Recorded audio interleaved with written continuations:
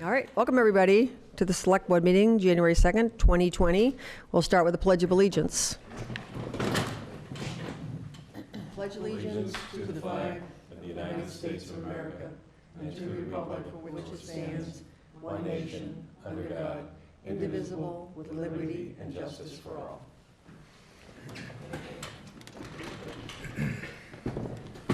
So we have Chris Fowles and Matt Rowland to my left and Francine Tishman to my right, and I'm Rainey Groden. We have Ed Gibson, our town administrator, and Kathy Ingram, who takes our minutes.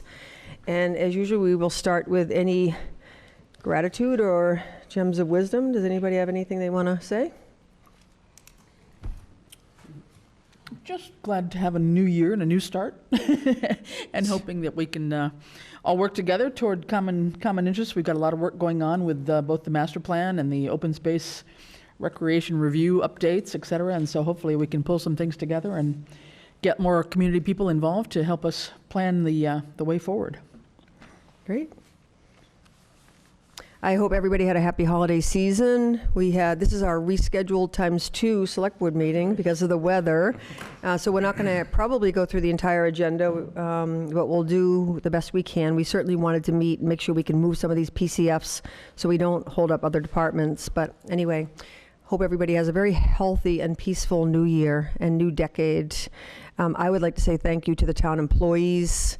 I had hoped to have a chance to say that at a previous meeting, but everybody works very hard for this beautiful town, and I just want to say thank you to everybody that works for Southampton.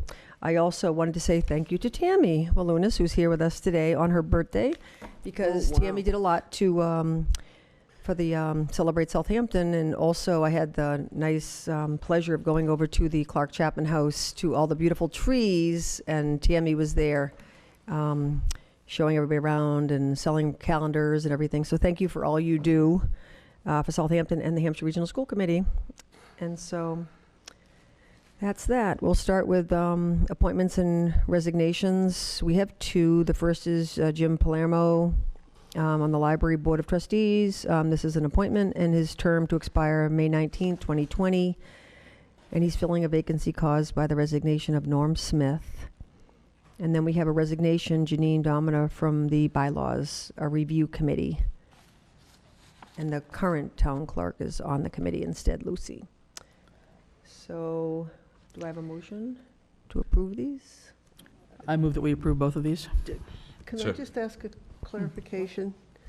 Did we already approve Jim for the COA? He was approved for COA. Now this is for the library advisory. Okay, thank you. I second it. For any further questions or discussion? Sorry. All in favor? Aye. Aye. We have no hearings, and we have no quarterly reports. So originally, we had on the fire chief, police chief, and highway, and so that will be at next Tuesday's meeting. And then we'll push the financial group, which would be the assessor, accountant, and collector treasurer. Treasurer. Okay, to the following select board meeting. Okay, good. So we'll start then with select board reports. There probably haven't been a lot of meetings with the holidays, but does anybody have anything to report? Just one small thing. Board of Assessors was canceled this week, given the weather that we encountered. For Concom, we've had another resignation, so we are down to 4 permanent members now. And if we don't have all of them show up, we don't have a quorum. So we are really desperately looking for other people to join the Conservation Commission.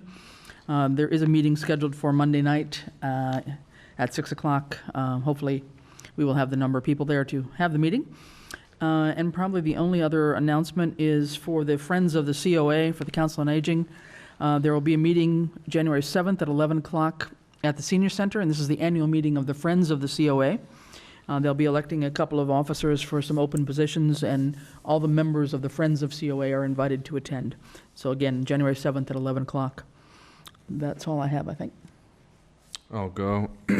Capital Committee has some meetings scheduled coming up here. I don't have the exact dates, but I believe they're next week. Ed, I've been connecting with Charlie about this. Do we have you forwarded the information over to him, or do?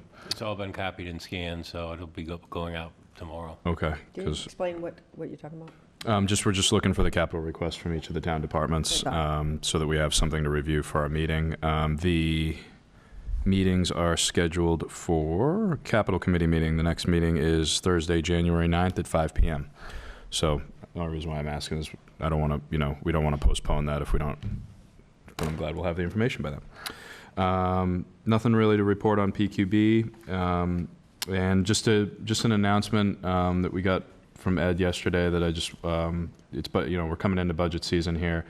The Hampshire Regional School Committee will have their fiscal year 21 budget discussion hearing meeting this coming Monday, January 6th at 5:30 p.m. at Hampshire Regional High School, for all those interested. It's not 5:30, it's 6:30.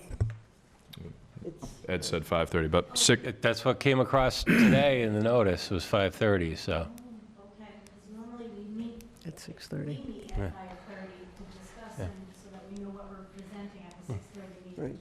oh, is that, Yeah. okay. And that may be what came across, but.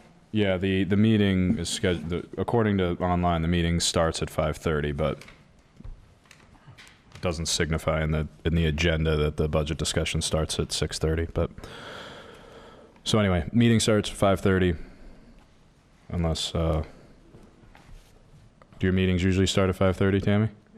6:30. They usually start at 6:30, okay, so I guess we'll plan on a change then, I would imagine. Well, it's already been posted in, kind of within the It's window. gonna be right? challenging. So it would have to be 5:30, if it's posted this, so. Yeah, could you maybe just confirm that, Tammy, and then we'll just make a quick announcement again so that people have the right information. But right now, I have an email that I'm looking at from the town of Southampton that says it's 5:30. Yeah. So, And I'm wondering if that was supposed to be. yeah. Yeah, better than the other way around. Yeah, exactly. Whoops. All right, so 5:30, January 6th, Hampshire Regional meeting, school committee. That's it. Yeah, because the actual hearing starts at 6:30, Okay. that people are normally invited to. Okay. But the meeting's posted for 5:30, but that might have been, For the subcommittee, oh, okay, okay. but I will verify. Okay. Francine, do you have any? Yeah, I'm just trying to verify that because they have both meetings posted. I want to see the Let's see what difference Tammy between comes the up two, with, but I'll look yeah. that up. Well, I'm not, yeah, start at 2:30. 2:33. Oh, wow. 5:30, Yeah, 6:30 to whenever, 10. yeah. Okay. Anyway, we'll clarify that. Just wanted to mention that the master plan, we heard the report that Mike Rosenberg, the chair, provided at our last meeting. The master plan implementation committee is waiting to schedule a joint meeting among and between, the responsible committees and to facilitate the final planning and to facilitate implementation. What we would like to do, since it's going to involve a couple of different committees, we'd like to have everyone consider having a moderator who's not the chair of any one of the committees participating, but an independent person. As a volunteer, we're not talking about payment, but as a facilitator of the discussion. Great Whether idea. or not people are open to that. So that's one thought. that- So was when we that- get a date, then Does we'll that get. come out of your agreement. committee, or was Pardon? that just a recommendation that you thought would be? It's come from some members of our committee. Okay. um, That's a good idea. including the chair, just thinking about how, so that everyone can participate in the discussion and not be responsible for the documentation and whatever else is going to happen as a result. So that's one thing. The bylaws, you see, the bylaws committee has been meeting. The result of that work is partially included in tonight's packet, which is an agenda item later on. Which we'll get to that. And then the only other thing I was going to mention was the importance of the Monday meeting at Hampshire Regional on the budget. It invited all members of the 5 towns, select boards, and finance committees. So I'm hopeful that we have good representation. It's a nice early start this year, so I appreciate that. Thank you. So while we're on that, I went onto the website, Tammy, in the event that you have additional information, chime in. This is we probably want to look at this, just Ed, from an IT perspective, because I did get the same email that you got today that indicated 5:30. Yeah. However, I'm looking at the calendar on the website right there. There is no mention of a 5:30 school comm meeting at all. It just says 6:30. So that's a little bit strange, but. I really need it. There's a 3 o'clock one, there's a local 3:30 one, and then there's a regional 3 o'clock one. Yes, that's our contract negotiation. Got it.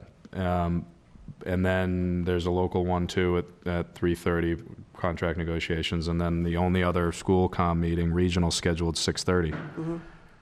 So there isn't anything about 5:30, which is strange that our email is, I'm looking at said the email 5:30. too. I'm Yeah. looking at the email right now, and it says 5:30. That's a That's where little I was looking at. bit of a problem, but, okay. Yeah. So, are we fine saying 6:30?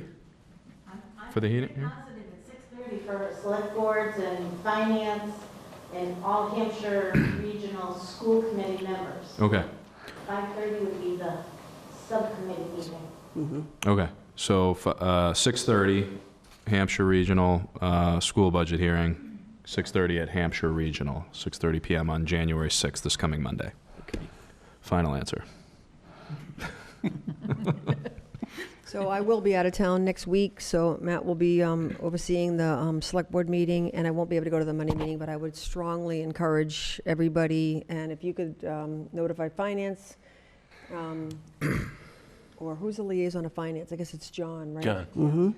We really need to have a good showing there. I think this is an important part of the budget, and last year, I think there was a lot of efforts, and it kind of paid off. And it's our largest budget item, I believe, Yep. so it's an It did pay important off one. last year. I think it did pay off. We had a 5-town meeting and included select board and finance, and I think it did help a lot. So anyway, I'm sorry I'm going to miss it, but hopefully other people can go.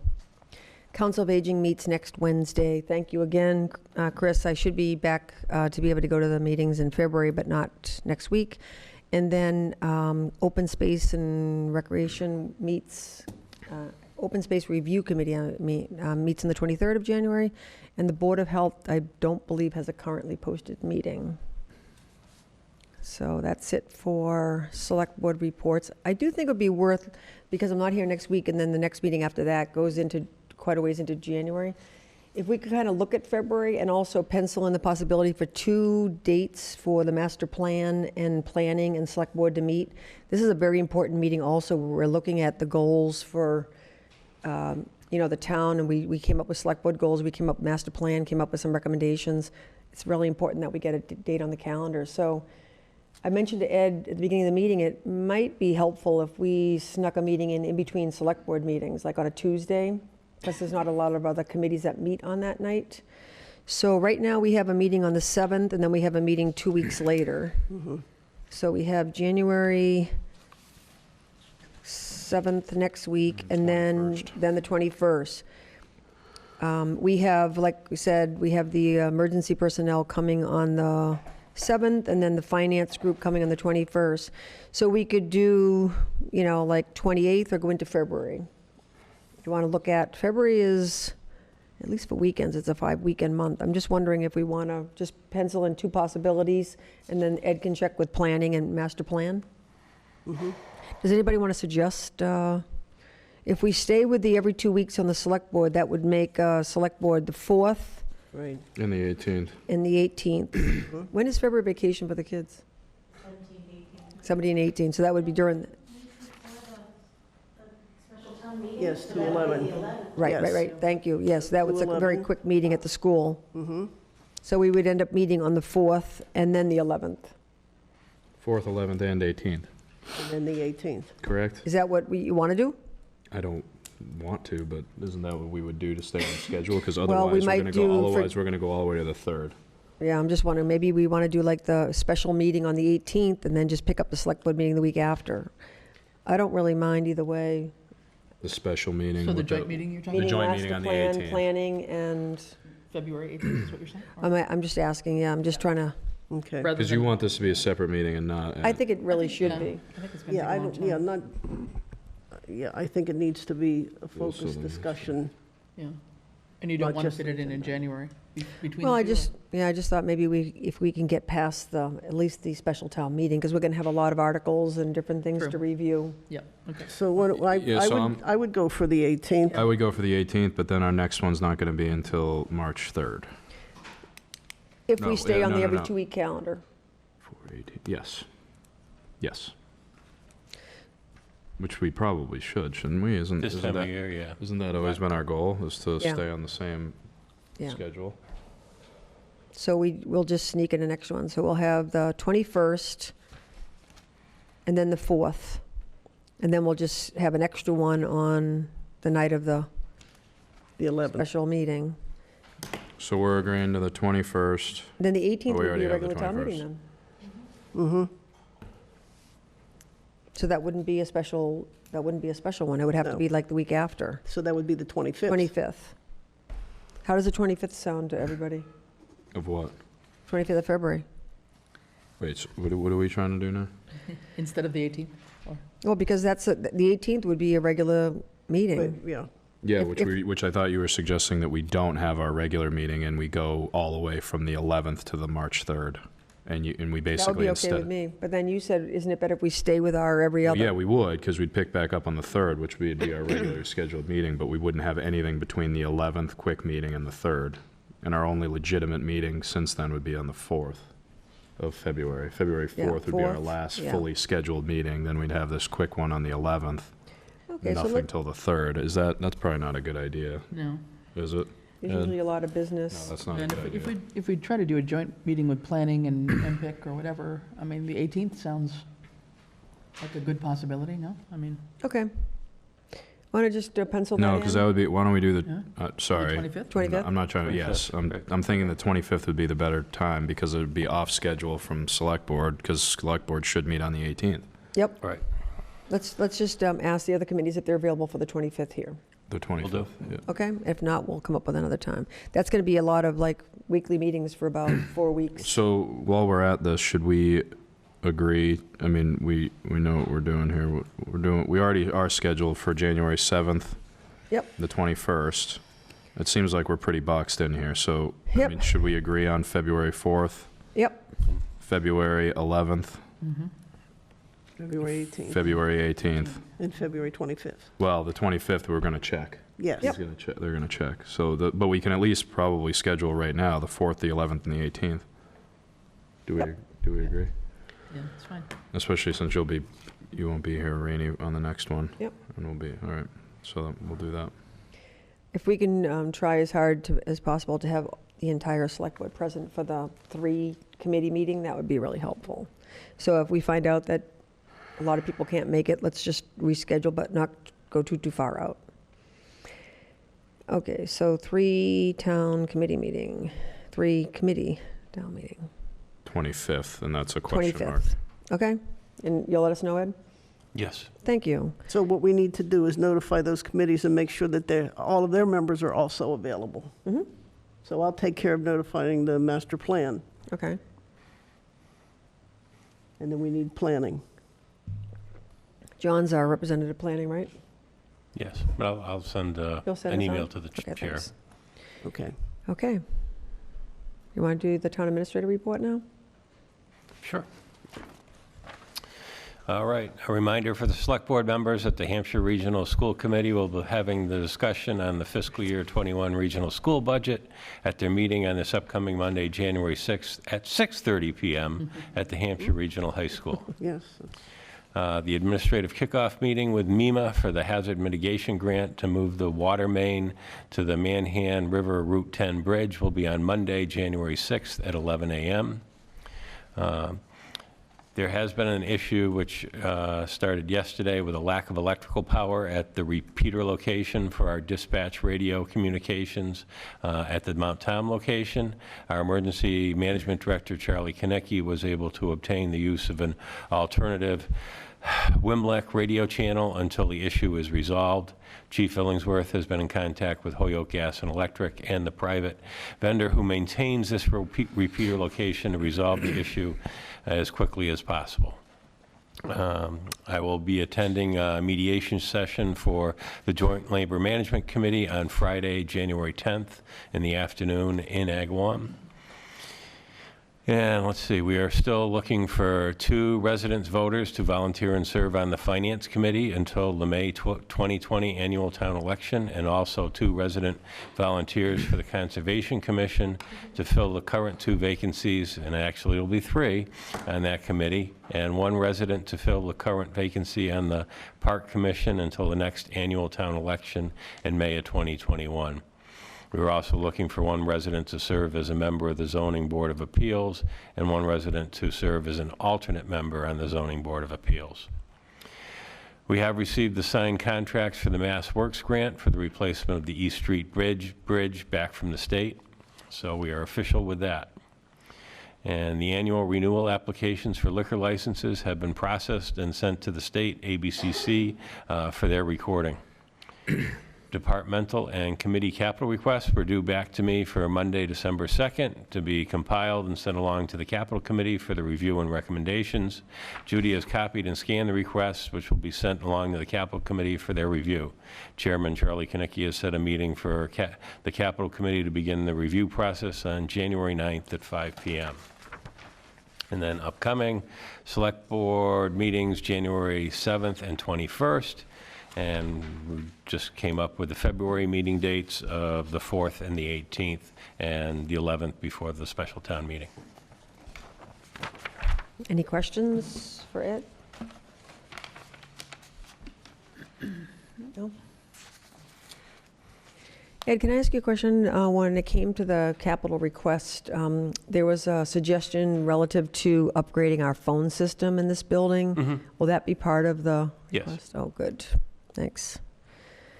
No other questions? Then East Street Bridge Mass Works update. And nothing at this point in time. Okay. Town-owned land on Route 10 next to Fletcher Farm. There is an update, MDAR, next steps. Yes, MDAR and Town Council worked together. It took them a couple of phone conference calls to resolve any issues or differences of opinion, but both MDAR and Town Council are of the opinion that, yes, we could move forward with disposing of this property as surplus property and not be under the requirements of needing the special legislation for under Article 97 for the APRs because of the way that the town actually acquired it in this particular case.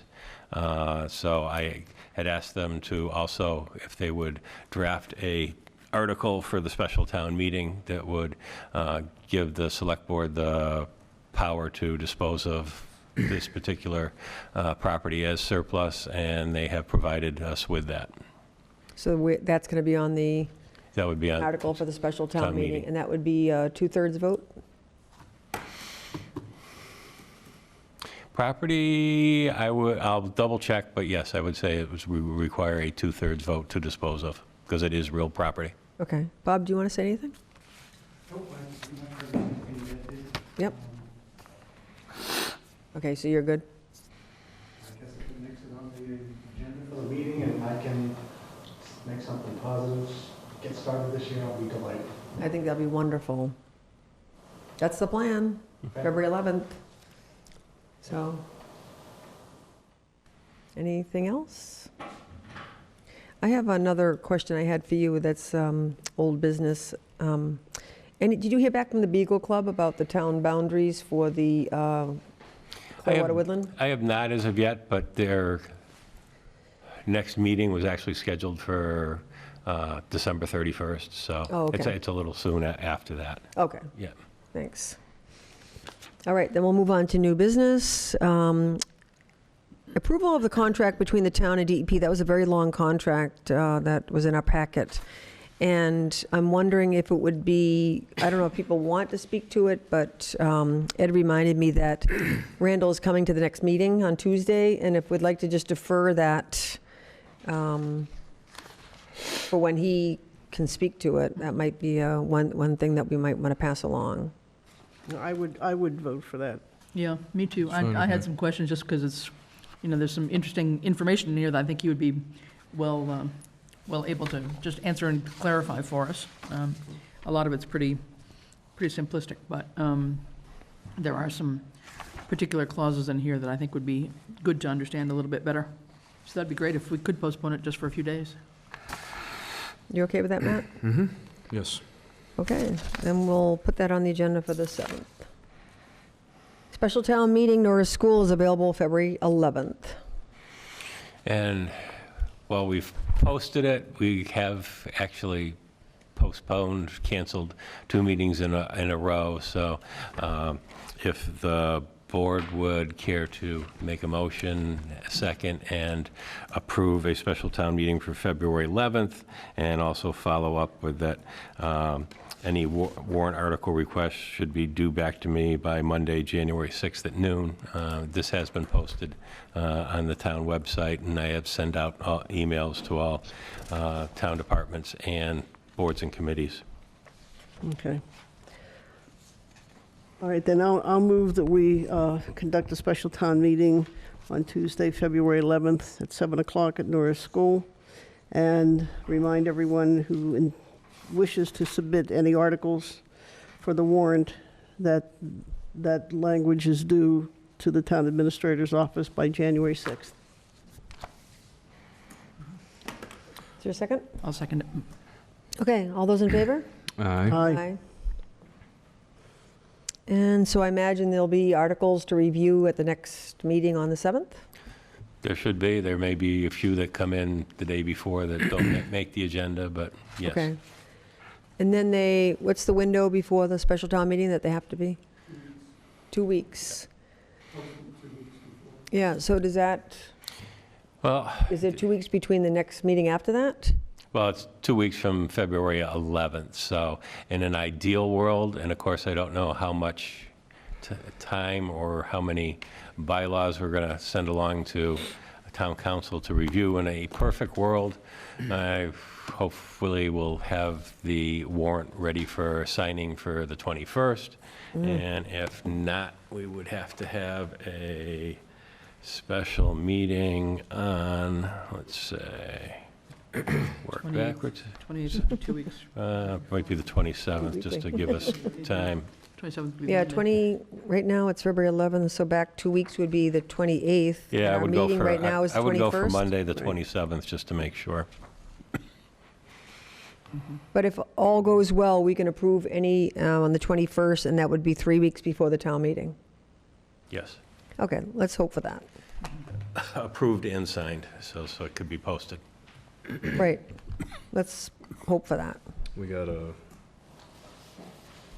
Do you want to let Robert say Oh, something? hi. He's Hi, usually Happy New got Year. the breadth Happy of New Year. information before we make I didn't any see you there. decision. Stealth in 2020, Robert Floyd, town moderator.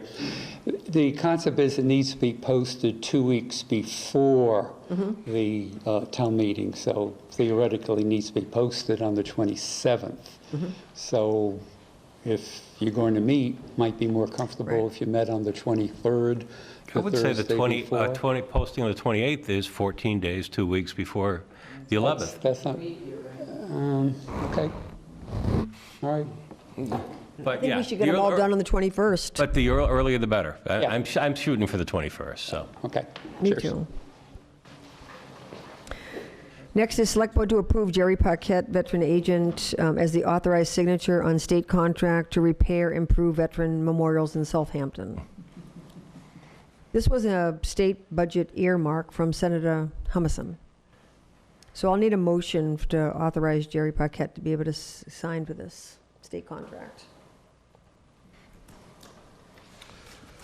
So moved. Is there a second? I'll Yeah. second it. Any discussion? Ed, you want to say anything about this? No, just, thank you to Senator Humison and Representative Sabadosa for supporting this. $10,000, well, actually, I can't say that. There was a number of Senator Humison's communities that were earmarked, and I believe there was four of those communities were earmarked to split $40,000, so it turned into $10,000, of which we are one to repair, clean, improve the town war memorials. So Mr. Paquette, who was our Veterans Service agent, volunteered to take that on. So I think it's a great project and something that is probably all too often maybe forgotten about. We did have some funds from CPA that were used historically to help with improvement on the cemetery. Yeah, I know they've used it, I think, a couple of times along with the grants to improve, clean, or repair some of the historical grave markers. Right. But this would be just for the memorials in town, which is, there's like only 3 or 4 of the veterans memorials, right? Like that. I'm not sure Jerry was going to check. I mean, I'm familiar with the one at the cemetery and the one right across the street here, but there may be others, and we want to make sure that if there are, that we're aware of them. But it's not for the normal gravestones like No. we were saying, it's for the memorials It's the war specifically. memorials. Yeah, okay. Good. Nice to have the money. Yeah. Absolutely. Dates for the joint meeting, we just already talked about that, and we're hoping for the 25th of February. They voted on that, didn't they? Next, To authorize Jerry to give the signature? I don't know that they finished voting. They Did- had Did we- a motion and a second. Did you Did we finish vote? voting Sorry. on that? okay, all those in favor of the motion for Jerry to sign for the authorizing the state contracts to repair the memorial? Memorial? Aye. Thank you. you. Did you get the date for the, Master plan. Kathy, did you get the date for the 225 for the joint meeting? We're going to ask them, right? Yep. Yep. Yeah, and if it isn't convenient for them, I'll also ask them for possible dates from them to come back. I think it would actually be, I think it would be good if, we don't want to go too far into March when we're going to have a lot of budget things, so we might want to switch a day of the week Yeah. if it doesn't Yeah. work. Sure. Okay. Okay, so now we have a Easthampton Media contract renewal, and we had a number of copies sent to us. So we have a couple of documents from KP Law, and we also have the current proposed contract. And Jen has been kind enough to come and answer any questions. Did everybody have a chance to read the contract? Ed, can I ask you a question? So we have this redlined draft back from KP Law. Was the Correct. other draft from KP Law the clean copy? Yes, it is. Okay, So if there were no, if we accepted all their changes, Easthampton Media was fine with all the changes, and we didn't add anything else or change anything else, that clean copy would be what would be for signing. okay. And if anything changes along the way, then we'll get another clean copy for the actual signing purposes. Okay, so the copy that you had originally sent us was the pre-KP review or the after? Well, you've got basically 4, I think, in your package. You've got the expired contract between the town and Easthampton Media. We've got the proposed new contract from Easthampton Media. We've got the Edited one. the edited red line version from KP Law, and then we have a clean copy of that if there The were, KP Law one. correct. So the one that is the proposed one, the Town of Southampton, Massachusetts, Easthampton Media Agreement, November 2019, that was the pre-KP Law review one? Correct. Okay. Okay, who would like to, hello, how are you? Happy New Year. Happy New Year. Who would like to start? Anybody have any questions? I can start by asking a question if people, okay. So I looked at it, I looked at all the versions of it, and I just have a few questions. And I don't know that we're going to prepare to vote on this tonight. It might be a discussion, and then hopefully, maybe by next meeting, when John also can chime in. So, just so you know. Okay. So I also looked at, compared the Easthampton, City of Easthampton one to ours, and I just have some questions. Sure. So the first question is, there's a couple of, and it might just be because of our lawyer, like, or their lawyer had made recommendations to things, and it's just the fact that it was signed at different times, so it's not necessarily problematic, but I'll just tell you what some of the questions I have is. The first is, under the, all right, I'm on page 2, where it says, under D, provide access. It says, request for such additional, if you look down the Yep. third, request for additional coverage of other municipal meetings or town-related programming shall be made at least 14 days in advance of the meeting to be covered to afford Easthampton Media the opportunity to, and ability to provide staffing. So that's 2 weeks as opposed to Easthampton, which is 7 days. So what's the rationale for that? The Easthampton one was signed pretty fast when I first started. If I had the chance to go over that again, I would have put 14 days. And that's just because we only have 2 staff. And we want to make sure that we're covering everything that the community wants us to, but we also need to give enough time to be able to change their schedule around if needed. So 14 days is preferable. And if I was to revise the Easthampton one, I'd say 14 as well. Okay. There were 2 paragraphs that were, I think that they were omitted.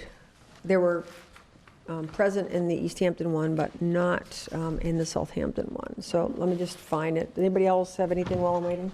Yeah, while you're figuring that out, I mean, the other ones that I saw, I guess this is just a question, it's not leading, but this is a 3-year contract. The other ones looked like they were much shorter. The other ones that I saw were a year. I guess I'm just wondering why we're going so long with this. And actually, it was interesting when I went back and did the research on the last one. Even though it was signed for 1 year, the Board of Selectmen at the time had approved a 3-year contract. And in my opinion, we'd be better off with a 3-year contract rather than dealing with this every year. Okay. And we have a 5-year one with Easthampton. And 5 years is generally the standard, but we're going with 3 because that's what the select board at the time voted for. Yeah, and that's mostly I mean, contract, so. yeah, we could do a 5-year, but it would have to go to town meeting for approval. Whereas Easthampton, being a city form of government, it doesn't have to go to town meeting, goes to basically mayor and then their city council. And their city council meets every couple weeks, so it's a much quicker process. The 2 paragraphs that are in one and not the other is E and F, develop operating policies and procedures, and the following one, follow laws, rules, and regulations. Which section? That would be, second, it would be under the larger heading of appointment and scope of services. Okay. So that would be, so just after the provide access. So develop operating policies and procedures, develop and administer policies and procedures for public use and operation of the PEG channel, PEG access equipment and facilities in accordance with the legal requirements, and file each policy and procedure with the city clerk and mayor within 10 business days of the adoption of a policy. So that's omitted in ours, and also follow laws and regulations, administer the PEG channels and facilities in compliance with legal requirements. I do think that language is elsewhere, though. Still don't. Elsewhere, and that's why it was omitted. So like I said, the Easthampton one was signed really quickly without a lot of discretion. Yeah. So if I was to go back on the Easthampton one, I'd probably combine that language on another section. I do not see the policies and procedures at all. I mean, Should be. In this one? I don't know if you're operating off of the latest copy. What section again, Reenie? They're all numbered. yeah, Do you have the numbered ones and sections? right. Or not? So, Is it under channels open to the public, or? but right now, we haven't adopted KPs, and so I don't know that they added in language about policies and procedures, did they? I have to go back and look at it. So There what I is would- somewhere in here where it says Easthampton Media shall create its own policies and procedures for the facility. Are you under section 1, Reenie? She's in I'm going section to the 1. KP one right now. You going to the one that they redlined, or you going to their final I'm going one? to the final one right Okay, so that Edited, we're all clean working copy. on the same. And that would be page 4. Yeah. Two. 4 and Two. 5. Yeah, so they do add the piece about the compliance with laws, rules, and regulations. I believe that language is in here somewhere else. I think it just got combined with another section, but I would need to find it. What is the latest, I mean, this is obviously begs the question now, what is the latest copy? Because The latest copy that we are encouraged to endorse is the KP Law one. So this which is this the one right here, edited, which is clean the copy. last- which is the the last clean one. copy. So they. But they don't have that one. I don't have that one You yet. don't have that one. So It they would be did good to have add, or, like, I did not see, under scope and services, I did not see a paragraph in your original contract that spoke to the city, well, the city of Easthampton, yes, but Southampton, no, not getting copies of policies and procedures within 10 days of their adoption. But there is, under this clean copy, language that says compliance with laws, rules, and regulations, Yeah. at least in the one that we're encouraged to endorse. I do not see anything right now about, Is your concern just getting a copy of the policies and procedures for our station? yeah, I think Okay. that those are guiding rules. Yeah, they're on our website, and we can also provide them. Yeah, They are being updated. They're very outdated. yeah. I just think it's important. I think those are sort of the guiding rules, and I just think if you're going to be developing policies and implementing them, to not have language that says that we get a copy of it, especially something that's new, Yeah. I think is important. And so, do you need reference to the number and the, Yeah, if you could just tell me what, well, so it's not in Southampton, but I can tell you where it is in the Easthampton one. okay, It's under scope and services. yep. Let me just bring it back up again, because I was back on the clean copy one. Nope.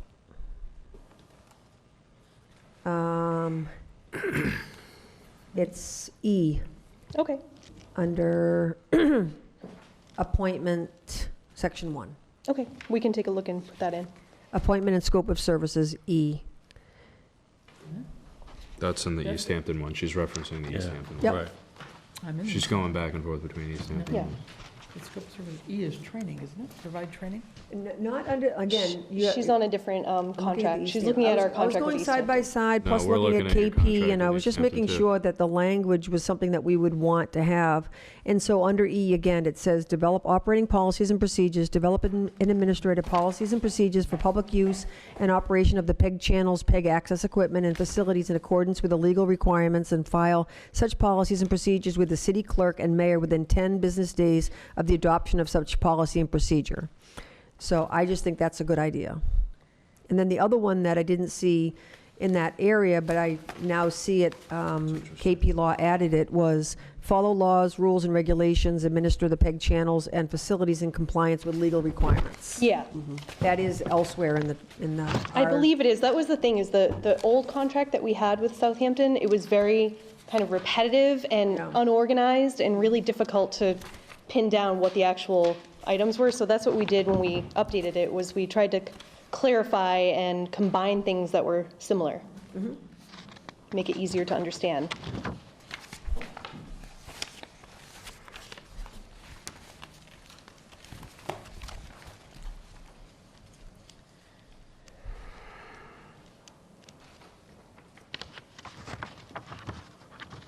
I have more questions, Sure. but I'm open to have other people.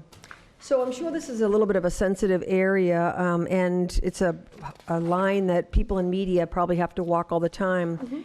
But there was a new paragraph that talks about censorship. And it says, "The parties acknowledge that Easthampton media may, to the extent lawful under applicable law, engage in reasonable limitation of obscenity, copyright violation, defamation, and other programming subject to lawful limitations or scheduling, and implement such related programming operating policies as are consistent with any applicable First Amendment, due process, or any other legal requirements." Yep. What's your particular question No, about I was that? just wanted to see if anybody had any comment about that. So the whole idea behind PEG Access is that we provide a venue for free speech for people. We're not here to necessarily censor or decide who gets to show what. We'll show whatever people want to show, as long as it follows our rules and policies.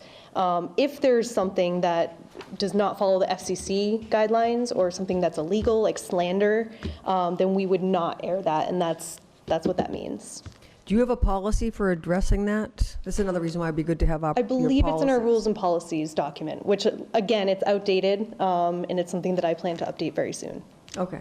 Yeah. And another reason why it'd be good to get copies of your policies. Yeah. But I think that's something that, I would love to know how you address that. How would you Sure. address that? What is your policy on that? Because I think that's, it can't be easy. Nope. Let's hope we don't need to use it. Okay.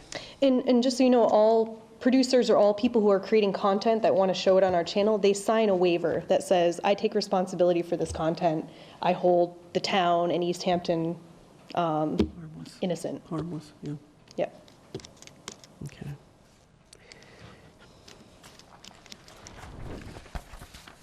I'm just going back and forth between documents because I actually do have a couple more things. Sure. So was that new language that you included in the Southampton one regarding the content? Because that wasn't one that I saw in the Easthampton one. The clause that you Censorship? just read? It's in the Easthampton proposal. I'm not Oh, sure if it was in the expired contract, but it's in the proposal. Where is it under? It should be in both. That's standard language It's that, under section 2, channels open to the public, second paragraph. yep. Channel, So section 2, Mm-hmm. channels open to the public. Yeah. So this is the Easthampton proposed contract, I believe. That was, where is it under, what is, what's It's the, under section 2. right, channels open to the public, paragraph 2, talks about what you just talked about. Look at my print. okay, to control the content of, Right, so that was in their proposed version, I believe. Yeah, it's in the, And it's in KP. it's in the red It's there, line yeah. too, on Nothing- page nothing 3. changed out of that, Yeah, that's standard. Most PEG access stations have that similar language in there. right. Yep.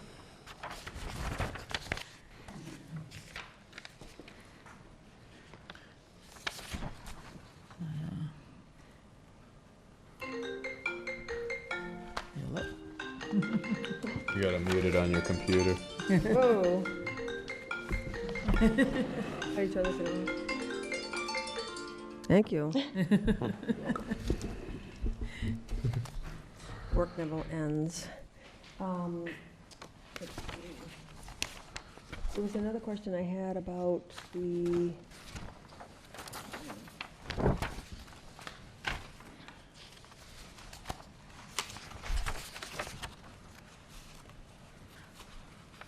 I think the difficulty was I was kind of using the draft of the Southampton contract, and then there's the one that is actually the more updated one would be the one that KP Law KP is Law. going through. But my notes were on the original contract that was proposed by Easthampton Media. Yeah. I think just going along, some of their formatting from KP Law was really just formatting stuff, but then they did strengthen the language in a few places.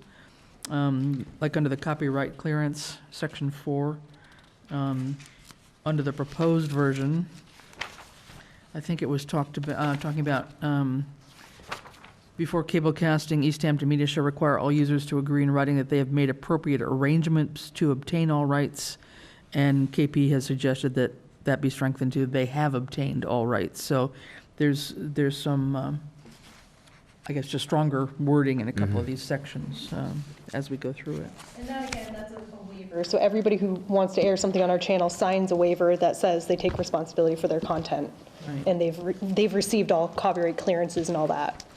Generally, a member of our station or somebody who comes in and wants to produce something, we strongly suggest they use copyright-free music, images, things like that. Or they get in writing from the copyright owner that they can use it. But it's their responsibility to do so. Yes, it's not So- ours. Okay.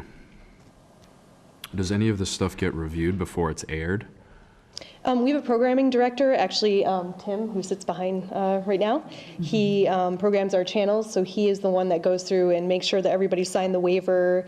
He kind of previews the content and schedules it for air. I'm mostly asking because of the censorship component. Like if it violates an FCC policy or We have a one of little your policies, checkbox. like I mean, are you just correcting this after the fact, or are you watching it before to verify whether or not? I mean, we don't really have the time to watch hours and hours and hours of Figured that. programs I submitted figured to that, us. So I'm just wondering how you Yeah, even would. so on how you our would waiver, go about it. on our waiver, there's a little check mark that says, is there any, like,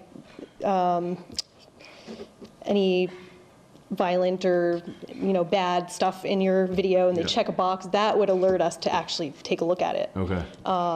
But generally, the waiver covers that. The waiver says, I take responsibility for all the content. If we were to get a phone call that says, hey, there's like nudity or violence or slander or whatever airing on your channel, we would just pull that program. Got it. We would just stop airing it. Yeah. I have a question on the equipment facilities. I mean, it doesn't define anything in here except the terms of us acquiring it and using it. But I guess in terms of equipment updates, I mean, the particular situation we find ourselves now where what we're using is pretty inadequate, I think, for people at home, hearing and viewing and so forth. Is there a plan that we rely on Easthampton Media to identify all that equipment for us and bring those things forward? We're not the technology specialists in this field. But what recourse do we have as part of this agreement if for some reason we find that it isn't working the way we thought it was working? Is there? I mean, I see all this indemnification and so on and so forth. I'm just... Yeah, so as long as Easthampton Media is involved in the purchasing and installation, then we're responsible for maintenance and operation. But I'm talking about in the selection of equipment, in making sure that the equipment really does do what we think we need it to do. What role do we have in that? Yeah, so And not from a technical point of view, because we're certainly Yeah. not, except for some people like Robert who serves on your board, but... yeah, so we laid it out the way that you wanted us to bring a proposal to you, where we would ask, say, this is the equipment that we want. The town would initiate a bid if it's a contractor that we have to work Yeah, with. I know about acquiring it, but then after the fact, if it doesn't meet what we thought our specifications were or meet our needs, what recourse do we have? Performance. Yeah, like Robert said. Performance is probably what you're suggesting, right? Well, it says we're responsible for maintenance and operation of all equipment selected and purchased by us. So if there's something that you're not happy with, then you tell us and we come and fix it. Or if we have to hire someone to fix it. I mean, we've been waiting under the current contract for an upgrade for a long time, and we're holding off until this new contract goes into effect, I Yeah, guess. so that's in progress, and I don't know where that's at, but It's just about that's ready out of to- my hands. Yeah, the letter's just about ready to go out to that state contractor, so. Okay. I'd love to see it before it gets sent. Sure. Yeah.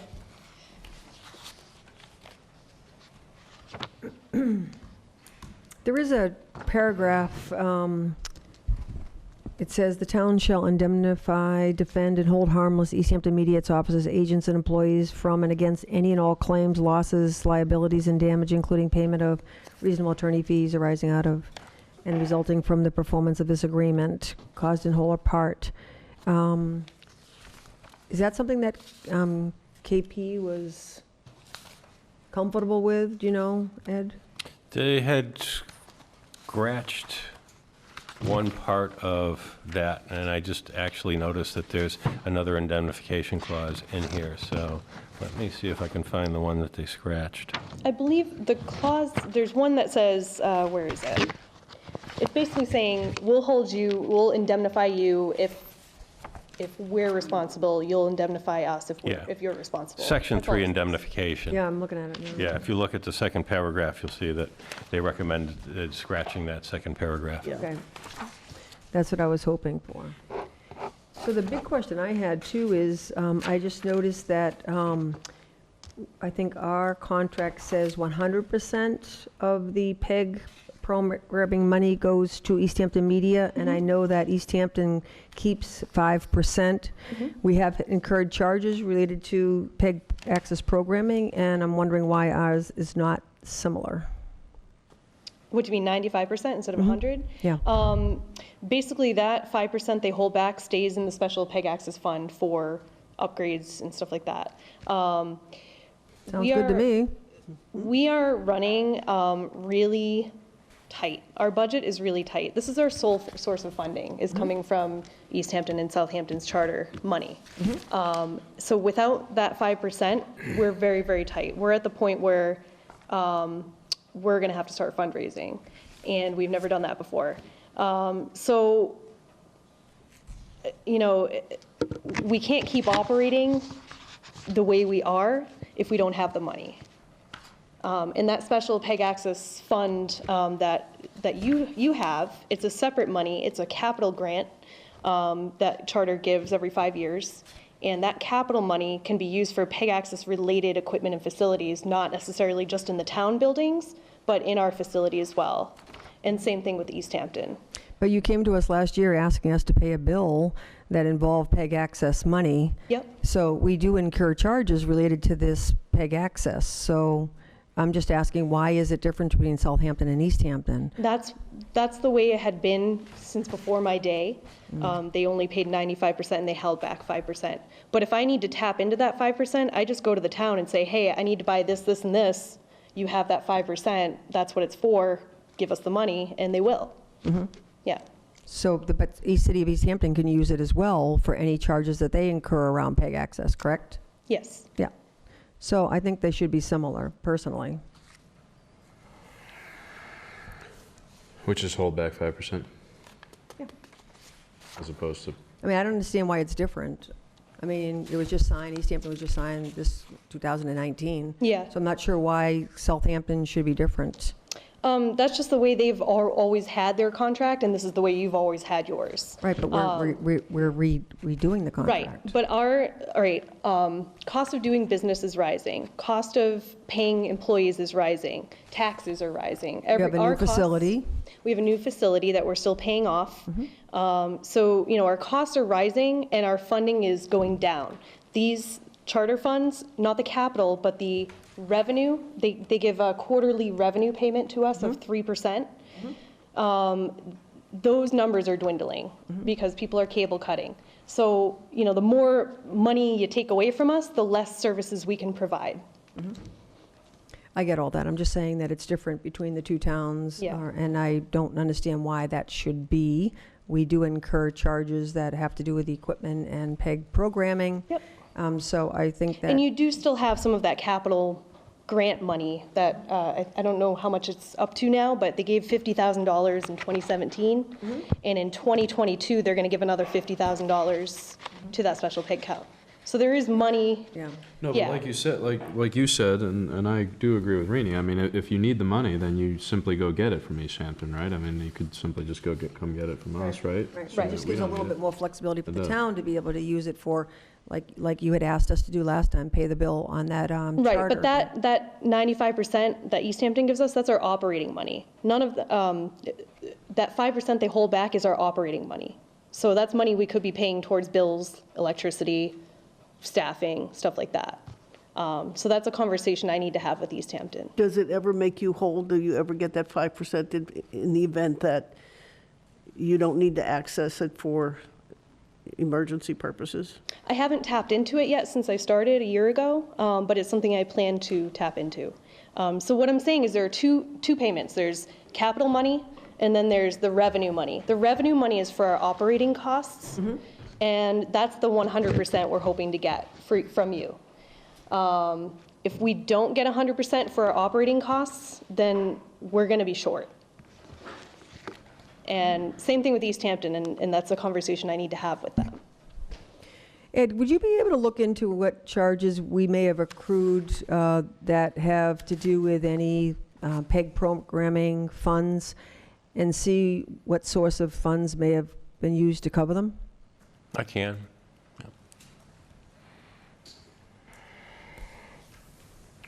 What other questions do you have?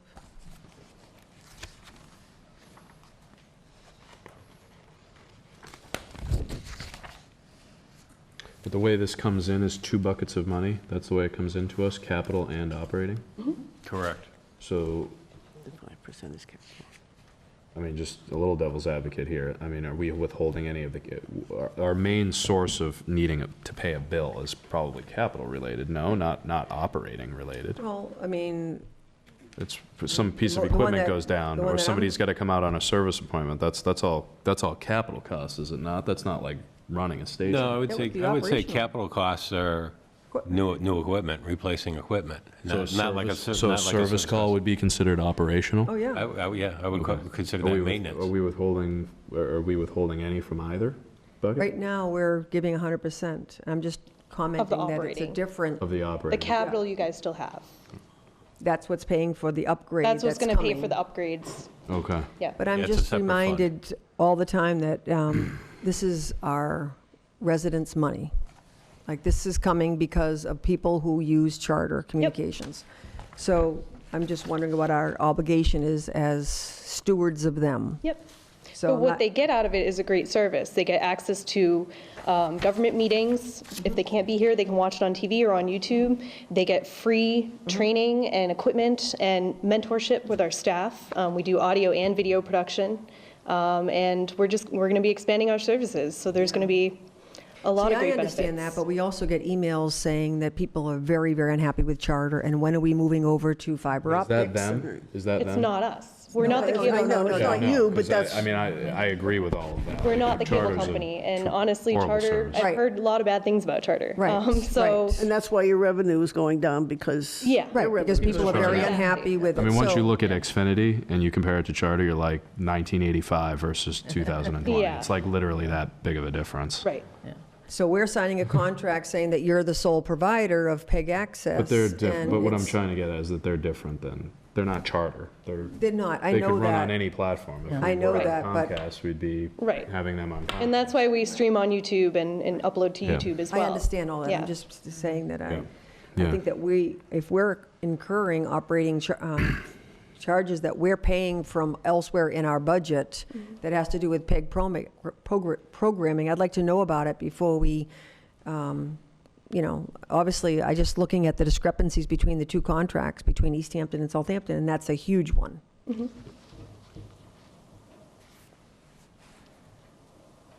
And then there's another language in this, and again, I have to go back, and maybe if someone's a little bit more familiar with KP law, there was I read this thinking, has there been a problem? Because there's a large paragraph in here that's not in Easthampton.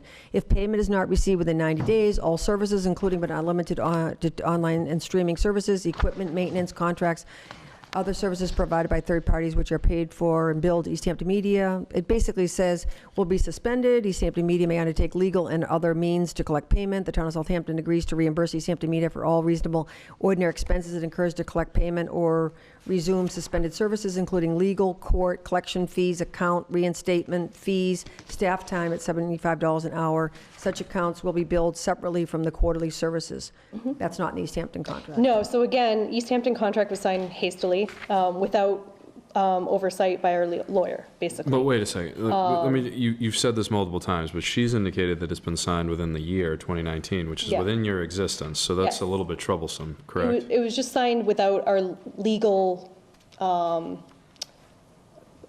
why? It's under your direction, correct? yes. I mean, I'm assuming that the and I'm trying not to put you on the spot here, and not to pitch the two towns against one another, but surely Easthampton's contract is way more important than Southampton's contract, just given population size and probably where your revenues are coming from, right? I just don't know why we're. But anyway, so that clause was put in there. That clause was put in there because if we don't receive payment, we can't operate. We can't pay the bills, we can't pay our employees, we can't operate. So it's just put in there in case there's an issue with payment, which there won't be. We've had a pretty steady flow of payment and it's been great. I would put that clause in the other contract as well if I could. Yeah, I was just commenting, it sounded like, it was based on some history of difficulty with payment, and also I was just noticing that it is not current, it's not in the other contract, and the other current is not that old, so. Right. But I think in the strike-through version, it looks like KP took out the part about the town of Southampton agrees to reimburse for all reasonable and ordinary expenses.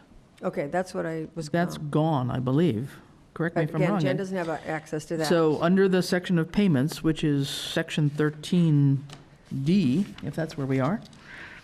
We are in 13 at the very end, The yep. strike-through version, what is stricken through is the notion of this Southampton reimbursing Easthampton Media for reasonable and ordinary expenses. Including legal collection, blah, Yep. blah, blah. Yeah, no, And correct. legal and $75 an hour. That is not in the final clean version Okay. Right.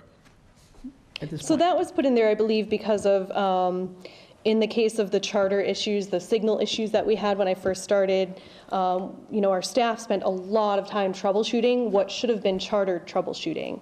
So that was put in there because of that. If there was ever an issue like that happened, and our staff is doing what charter should be doing, then that's why there's a payment.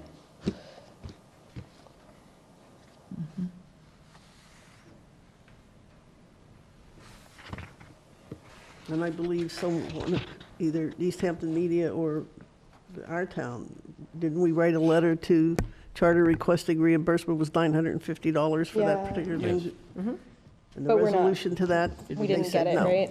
Not yet, that's for sure. Okay. Okay. I know, good luck with that, but Yeah, I mean, we already ate the cost, so. sounds,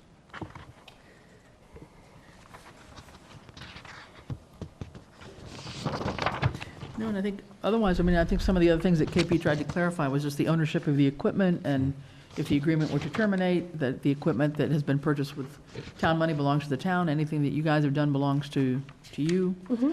That transfer of any kind of equipment is accompanied by a written accounting of all the equipment acquired by the funding, et cetera. So I think KP has tried to put in more detail than was in the original Make it clear. Yeah. proposal, yeah.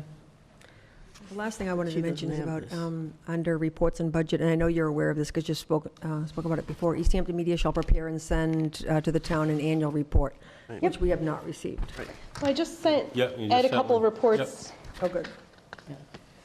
and our 2020 budget will be approved shortly, so I'll send that along.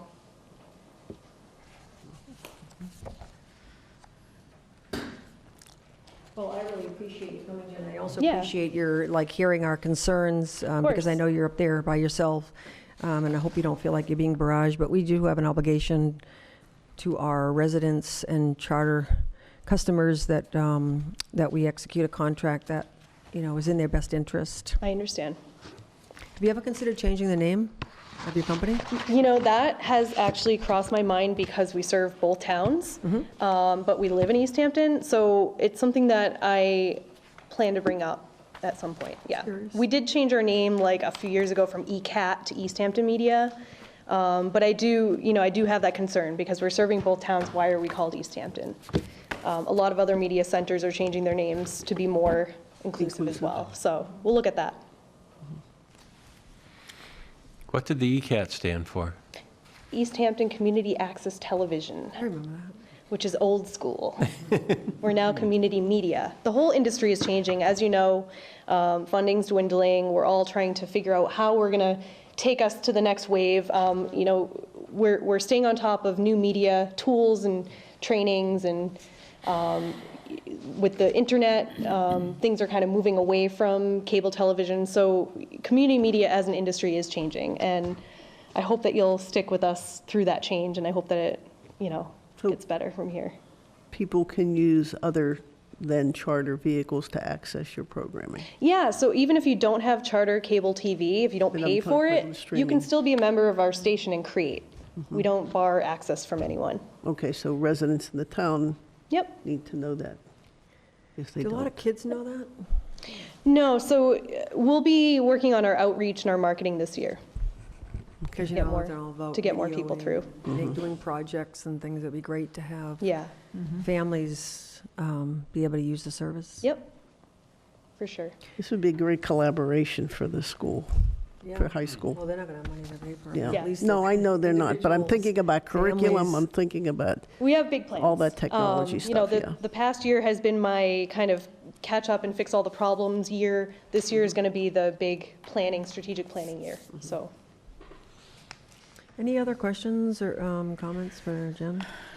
No, I don't think so. So right now, we have a copy of the KP contract amendment. The next step would be that we would probably agree to that and offer that as Offer that a to- contract to Easthampton. For their review, correct? Much like they did with the original proposal. So Okay. perhaps we can put this on the agenda then for next Tuesday? I think it's still there, but I will Still on double there? check. Is everybody comfortable with that? Yeah. To have a follow-up and possible, Yes, it's on the one for the 7th. okay. I think any of the concerns that came up today, if there's any additional changes, I mean, we haven't made any changes to what KP did, but if people want to consider anything different, then that can be discussed next week and then agree to present a proposal back to Okay. them. Sure. Okay, Okay, thank you very great. much. Thank you. thank Thanks, you. Jen. You're welcome. Happy New Year. Happy New Year. Okay, that was a lot of reading, and now we have even more reading. Yes, Chris and Francine, I'll let you take this one Okay. away. Gonna okay, do this now? okay. We got a lot to go. Yeah, Yeah. All right. what you have before you, and Chris chime in anytime, is approximately, I'm going to say, 20-plus articles that have been in some way either modified, deleted, additions. We've added some new sections for review. You have a cover sheet, like a cheat sheet that Chris prepared, that shows you which of the articles in the bylaws we're submitting tonight. You can see the status, you can see how much we've accomplished, and what we need for our consideration tonight. I feel like I'm talking out of both sides of my mouth. For our consideration tonight is, whether or not you approve of the recommendations that the bylaw advisory committee is putting before you, and we have to do it in sufficient time tonight, or maybe even if we have the luxury of extending it a little bit until Tuesday, if we can't complete them all tonight, so that our attorneys can look at it and make sure that it's the appropriate language and so forth to go before the special town meeting on February 11th. I just want to say that I appreciate all the hard work. It has been, I mean, I read through this and it's so improved. The language is so much more easily understood, current. I just think you all did a great job. One of the things we wanted to do was we wanted to make it user-friendly, so that this was a document that people could read and understand, that you didn't need a law degree, that told people, how the town operates, what the rules are, what the procedures and the process are. And I really am pretty proud of, I think, our work. It's been a lot of work, and there's still a lot to go. But I agree with you. I think as a result of this, we'll have a better document, perhaps. And I think in one section, it may have gone into more detail. But again, weighing what people should know or have a right to know versus, how the town wants to represent itself to its residents. So, and we are working, let me just highlight one other thing. If you look at this chart, it will tell you the status of documents, of articles you are not considering tonight, and the status of that. We haven't presented anything for consideration tonight that has not been approved by the appropriate body that it covers. For instance, we're not looking at the Finance Committee bylaw article tonight because they're still looking at it and they haven't gotten back to us yet. But everything else has gone through the appropriate committees. Yeah, and just to add, even though some things may have been photocopied that are in here as drafts, such as the Finance Committee, it is in the packet, but we're not considering it tonight. So all we're looking at are the ones that are in the gray highlighted Right. thing on your cover chart, or or whatever color it is, and whatever you're looking at.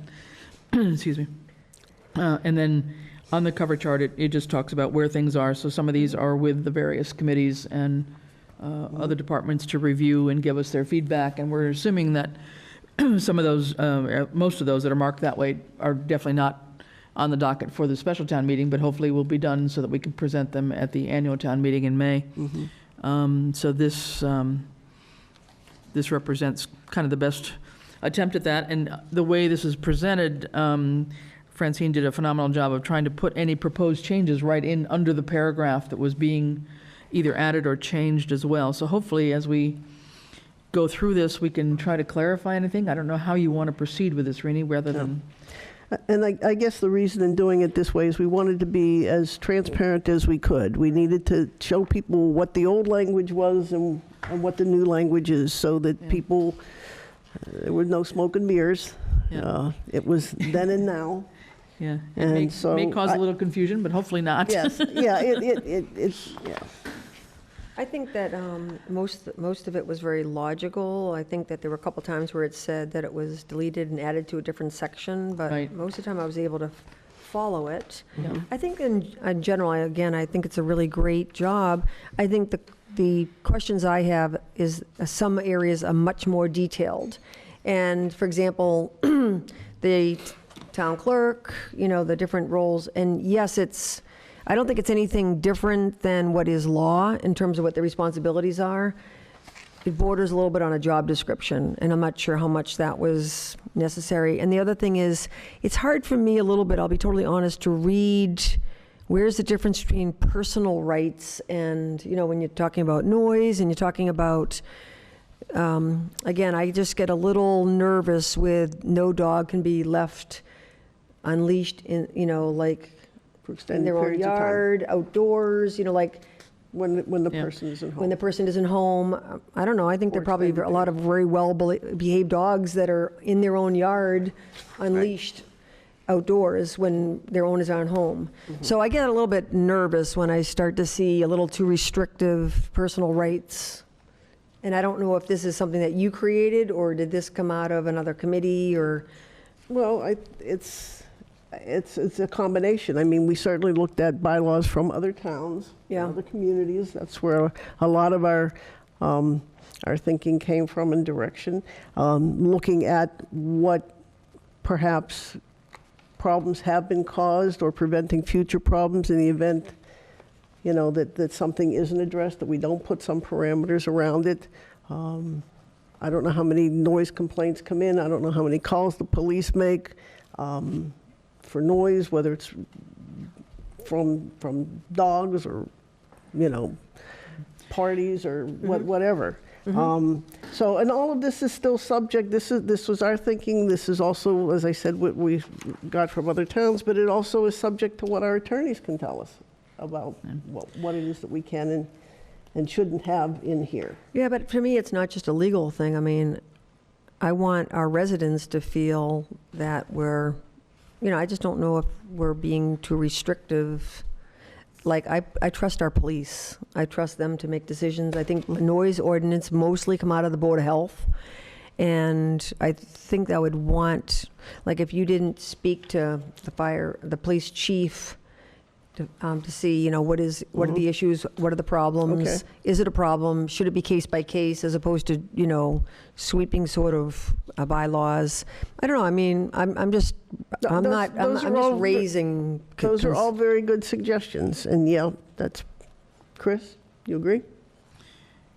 Yeah, I'm just trying On to figure out behalf how of we the want to committee. proceed with this. Just back on, Rini, your first point about, say, some of the articles under town clerk or treasurer.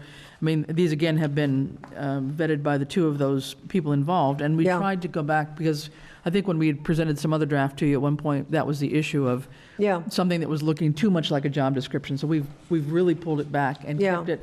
tried to keep it at a higher level. It's more the functionality of the position. Yeah. rather It's much more than- descriptive, and there's nothing that's, like not law in Right. terms of what they're obligated to do. But it gives somebody an idea of, that's the main functions of that particular person. Right. Kind of thing. Right, but as state law, Mass General Law comes up with, there's new regulations for a town clerk and new regulations for an account. I mean, there's also more work. You just put more work on the bylaws committee by having to update. If you go to a higher level of detail, you also create a higher level of work. But we do have a plan for that. Yes. Hopefully. We'll get to that point. We will share with you once we get Okay. over this hurdle, through this hurdle. Okay, Yeah. I'm less worried about that because I do find it very helpful to have a little bit more, than, what was there was so minimal, you barely knew what any of these people did. Yeah. But I just don't want it to be so detailed either that you now just made bylaws out of job descriptions.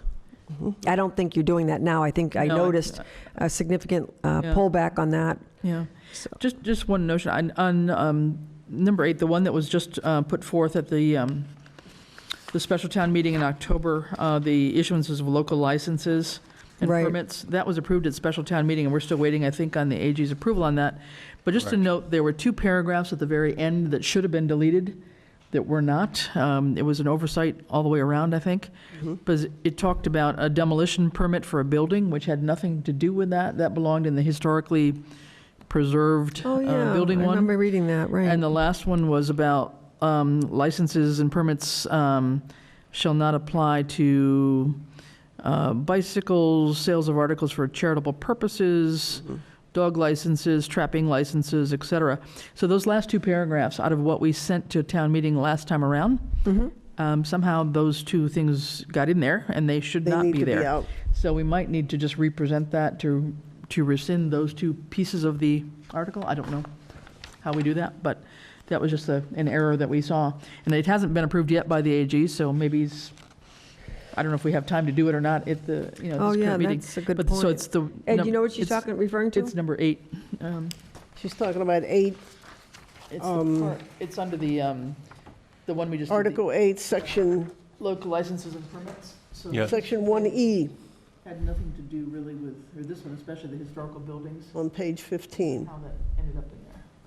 But it's there. We all missed it somehow. It probably would have been taken right from the web version. Probably, and that's where some of our challenge has been, because some of the things on the web are a little bit not accurate. So we've had our challenge to go back and double check on a few things with how it was, presented one way or another.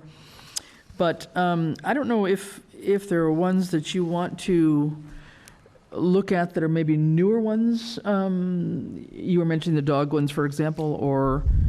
Well, I guess let's start in the beginning. They talk about town meeting. Robert, have you seen any of these by any chance? Have you seen any of these bylaws that refer to town meeting?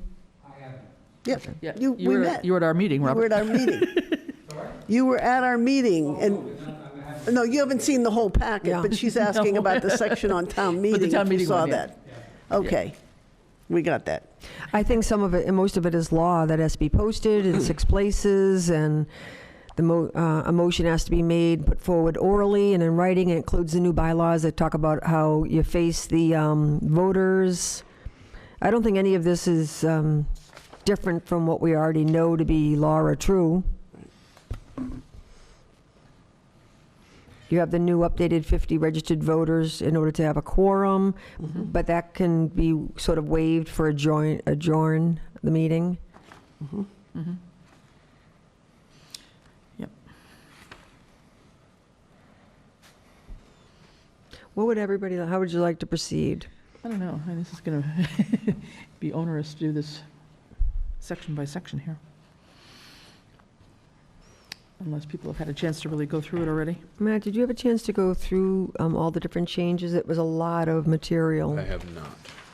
So maybe that would be something we could give people a chance to do. I mean, I've gone through and read the whole thing. I can give you my specific feedback on a couple of things. Again, I just think that anything that looks at, I don't want an elected body like the Board of Health or any other elected committee in town to not have authority over an appointed bylaws committee on content. Do not have authority over what? Oh, an appointed ballot. Okay. No, Content. yes, and that's why we checked, but you're right, noise is new, we did not submit it because the home for noise, but it would be the Board of Health and it would be the police, and we need to run that by them, get their thinking.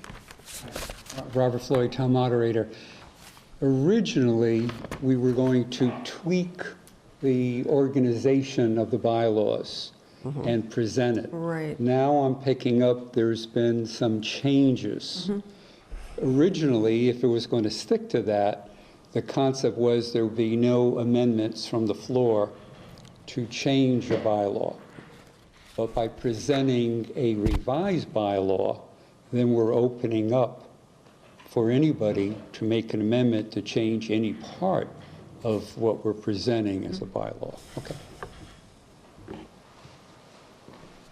Well, I think if we, go back historically when this started, I think there have been mutations of the direction over the several years.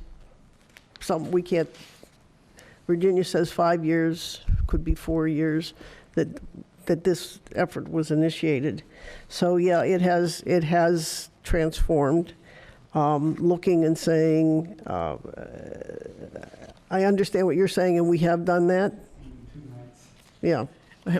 Yeah, and this is only half of it. Yeah. I don't disagree with you, but looking at it and saying, are we going to do this, or are we just going to, like you said, consolidate and eliminate duplication, or reorganize it in a way and not do anything about the content? It was, Well, I might suggest that maybe when you were referring to organization, were you referring to all of the proposals that was made for the bylaws committee? That the bylaw committee would reorganize how it's going to be suggested to be presented without changing anything. Yeah. And so it's simply, not simply, but it's putting something under Section A, Section B, number I 3, see, number yeah. 8. Once we start changing the language and the intent, then we're really opening it up to the floor. Whereas before, under the umbrella of reorganizing, the thought was not to accept any amendments. It's either yay or nay. You like our reorganization or you don't. Now, we're opening up to a very, nothing wrong with that. I just want to get an understanding of the It's substantial. expectations. Yeah. We certainly may need a second Yeah. evening. I mean, I think, in our discussions with those committees or individuals that are involved in this particular, a particular bylaw, we've had some discussions and had some proposed language, and they said, oh, yeah, but there's this missing. We need to make this stronger. So we definitely have made language changes and additions. I think we have. So, yeah, if that's... I might recommend that the changes that are put forth to the town would be, there's been so much good work in cleaning up the language and, from select board, from Board of Selectmen to all kinds of things. And there's so much of this that is cleaned up and it's so much easier to read that it's not disputable in any way. It's just law and government. And I would maybe think about, maybe for the special town meeting, isolating out which ones are changes to format, language, that doesn't change necessarily the meaning of what people do or how the town governs. Anything else that in any way is content that, you should consult with Board of Health, the Police Department, Highway Department, whatever, because I'm a little uncomfortable with the changes on some of the things that relate to other But I'm departments. telling you, in almost every instance, we did do that. Yeah, that's what I was just going to say. We've It done sounds that. like That's they're what not this making is. unilateral changes. I They've mean, made changes, they went to the one board, the board approved exception it. may be noise. that Yeah, we noise is the didn't, only one. But everything else, we either submitted and they agreed to and it appears here, or we didn't include it here because they haven't gotten back to us yet with their feedback based on what we Which means it presented wouldn't to go to them. town It meeting. wouldn't go to this one. Correct? And it will Right, not go to that's- town meeting you unless submitted- and until those okay. committees So the only agree one- to what we proposed, or they, not just what we proposed, but come back to us and say, well, this is how we would like to see it, and we'll make those changes. So you said we submitted and they approved. Who's they? The committee that it was appropriate for, like the police, if we're talking about solicitation, it's going to go to the police. There's something with Planning Board, there's something with Randall, there's something with Board of Health Is to that review. documented anywhere? Yeah. Right here. You don't, Okay, right, so it doesn't say approved by Robert Floyd moderator, it doesn't say reviewed by Board of Health. All of, anything that has the date of, Anything that's shaded, anything that's shaded is it what has been, we has have been looked gone, at, with the exception of noise. have gone to those specific individuals or those committees. They've given us their feedback, Okay, let me ask you for Modify. example, okay? Except, Swimming pools. Yes, Draft, Select Board, 12/30/19. Right. How am I to know who you spoke to about swimming pools? Am I assuming that it's Board of Health? no, we No. went to the building. Where's Tom Quinlan? See? So it doesn't tell me who approved it. Well, Okay, I can make another column if you'd like.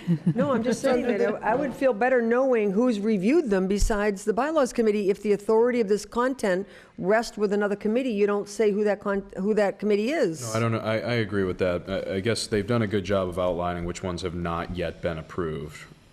Right, I get that, It's but I'm just the just ones saying. that are approved, which are, right, the ones that are shaded, we just don't know who they've. So if somebody asks a question at the meeting, then you have that, somebody can answer it. well, yeah, because they're the content. They would be the go-to people to talk about why we wrote this, why the swimming pool regulations have changed. And they're, believe me, the codes are pages and pages long. All we have done is summarize some salient points that I think people, to update what was Yeah. already in I mean, the community bylaw. We preservation didn't has. create this section, it was Yeah. there. Right. No, and community preservation, for example, has been reviewed by Mrs. Ahart.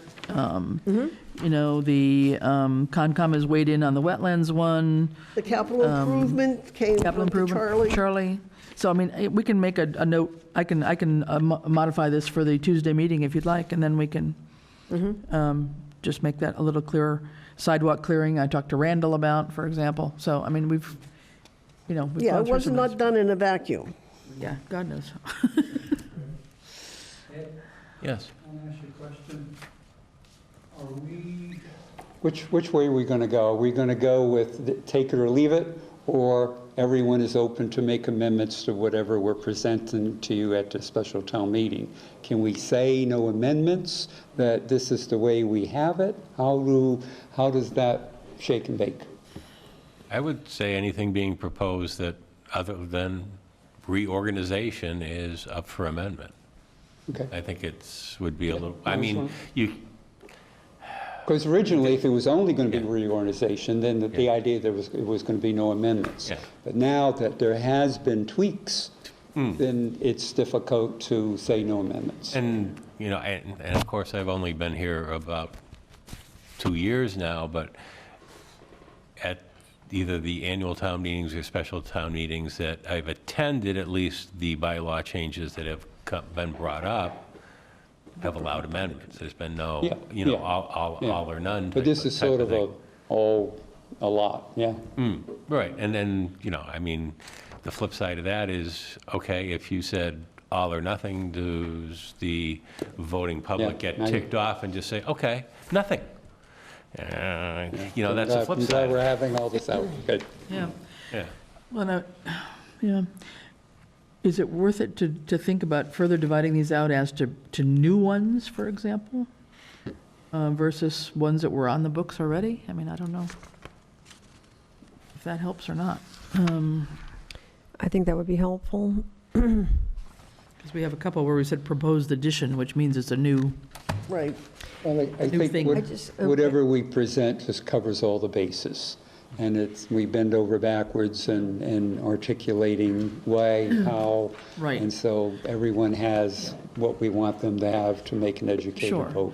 but I think, you know, a lot of these, two examples, I mean, we've combined a couple. There's one, you know, matter on public ways or places and littering.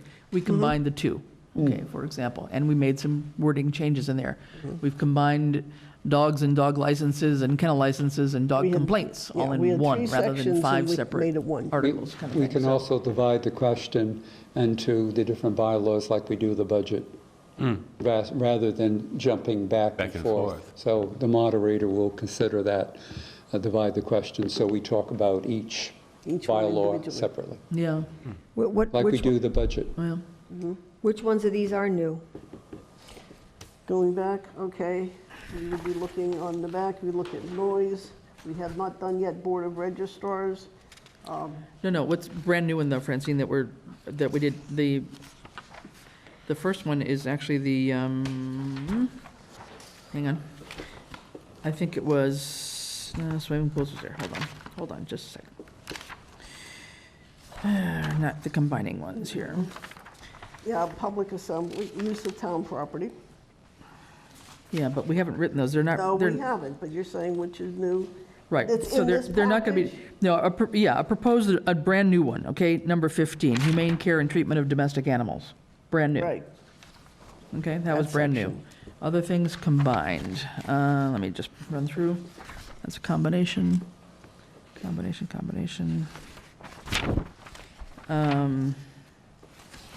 So in other words, things that hadn't been in existence at some point. So we have an animal inspector in the Board of Health who goes around and checks to make sure that chickens and horses and other animals are treated properly.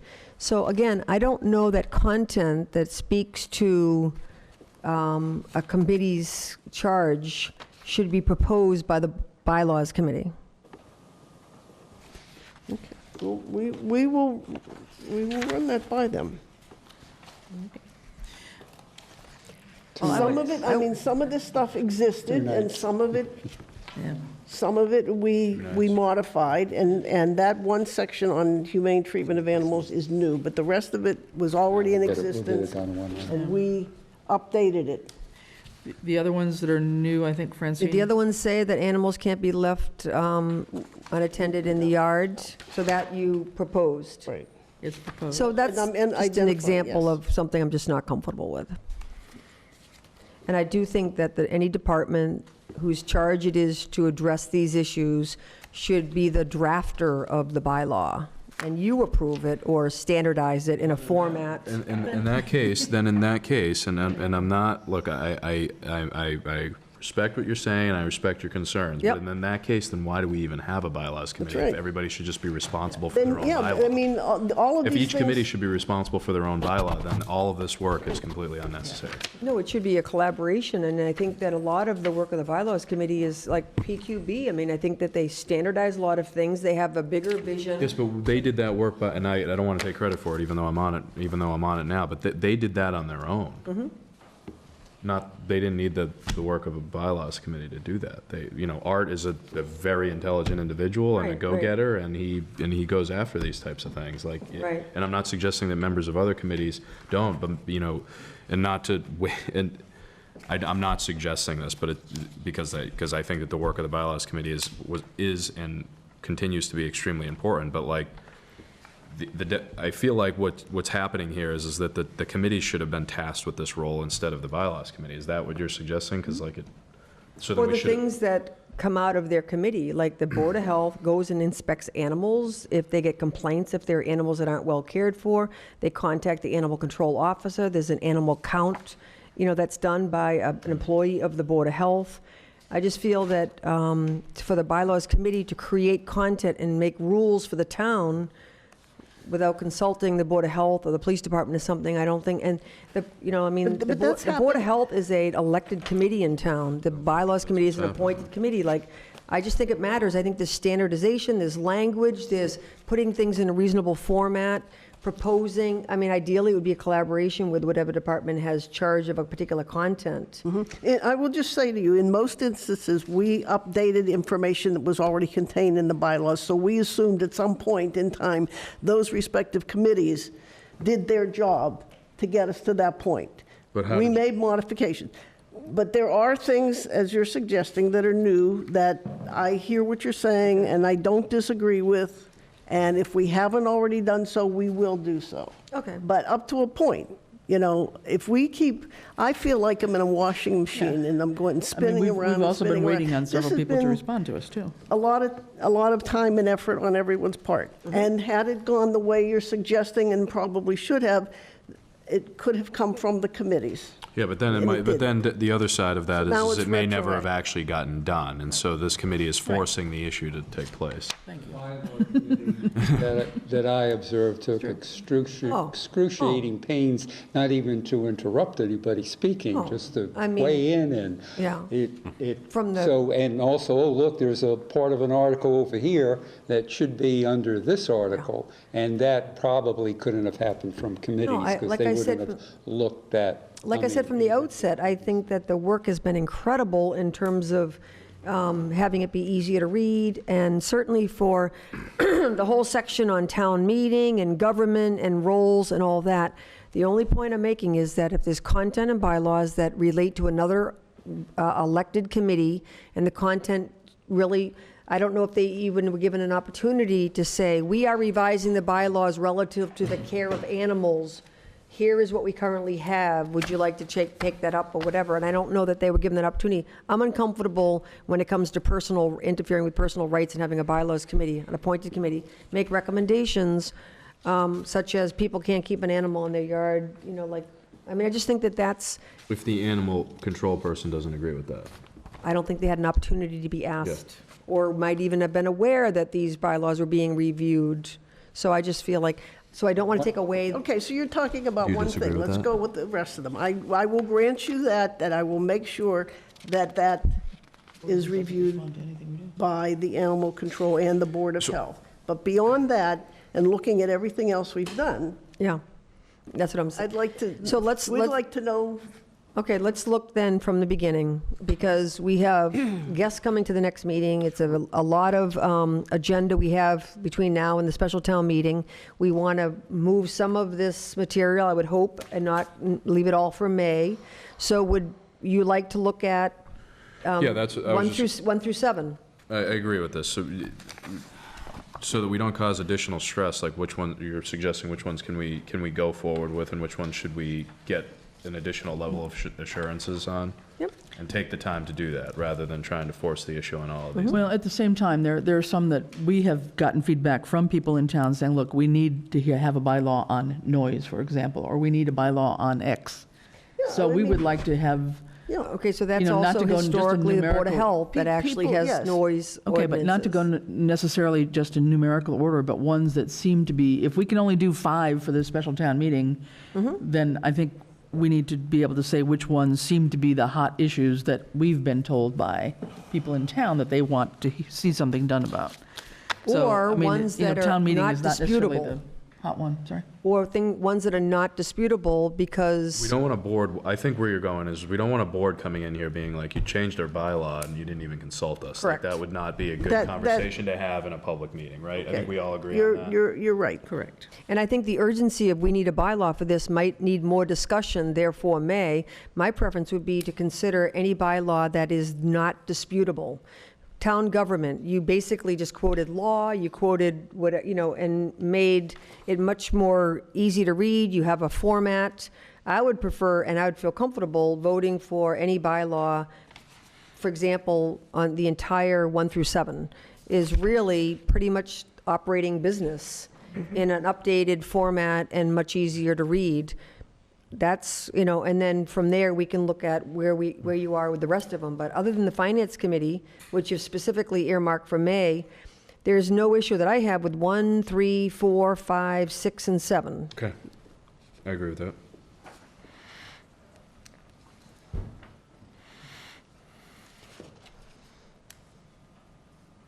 I'm assuming that you don't have an issue with that. No? We want to, Ed seems to have an issue with that.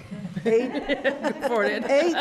has, just so you know, eight has already gone to town meeting, was already approved. Yes. There was an omission, so that needs to be included. Okay, that's the one with about the demolition why of you're raising your buildings? hand? Okay. I'm writing number 1. Oh, you're at Yeah. number 1. Even though, well, he just walked out. Yeah. Presumably, he reviewed this. And He was at the And meeting. actually, under my understanding of the charge given to the Bylaw Review Committee, I'd say they did the right thing here, but I'm looking at proposed addition, section 5. Any town meeting required bonding shall require the moderator to take a paper ballot vote. Now, if it exists in the bylaws, this is the right place for it. However, since they're moving it, I'm going to bring up the option of just going back to the obscene article it is now buried in and say, why don't we recommend just deleting that clause of the Where does it requirement? currently exist elsewhere? Oh, now I'm going to have to go. It's not in town meeting, it's somewhere else. You all know? What No, he's talking about? no. Because talking about section 5. Yeah, because it I took. know what section 5 is, But and, it got and moved in from some other one, I believe. because, Because it took Lucy, myself, It was and under Robert, s- I think, a week and a yeah. half to actually find it. I know. it There under there was a select board or problem, something. yes. I think it might have been under select board or something else. And it's ridiculous to require a paper ballot when it's obvious. Is that where you're going with this? Basically, yeah. You're Well, basically. it wasn't at- obvious, because last town meeting, it wasn't done when Yeah, it was no, we supposed to had be to do done. And that. it was No. supposed to be done, and that's why it was put in Featuring here. it. Yeah, we want to have it. so Well, clear. I mean, you could strike that requirement, and then you could have, okay, it's a real close vote. Town meeting votes to have the paper ballot, rather than requiring it on every bonding article. That's So we can which put is, in a couple of in my opinion, wording wasting changes. time and effort. But we can I'm more soften the for that. wording there, rather than, instead of saying any town meeting requiring bonding, we can change that wording around, but I think it belongs in this So particular is this Mass article. general law? Any town meeting No. requiring bonding? No, Was this previously voted by the residents of Southampton? Yes, but it's in another article. In Okay. another one, and we moved it But in like I here. say, my recommendation would be actually to try to remove it before it got moved, but that's my, Why do you think it should be moved? well, because you can't find it where it is now. I mean, if it existed, it would belong, in my opinion, in town meeting. Robert? You're back. Yeah. You don't know what you Missed you missed. too.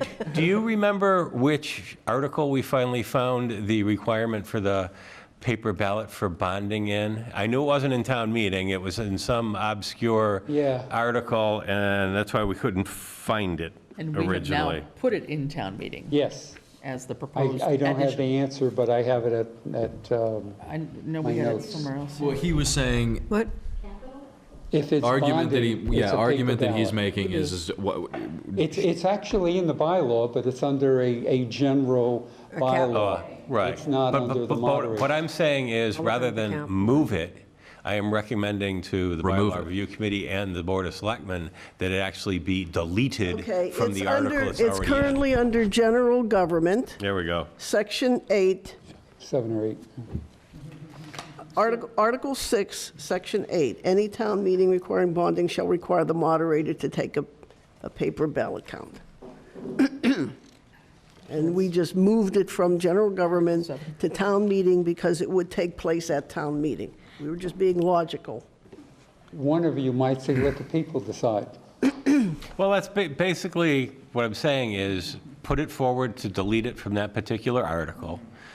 Let the people decide on it, because in my mind, if the vote's going to be Unanimous. 150 to 5, to actually require a paper ballot be done for that bonding is a waste of time and effort. Now, conversely, if the vote was 75 to 73, maybe the town meeting itself would want to say, can we ask for a paper ballot on this?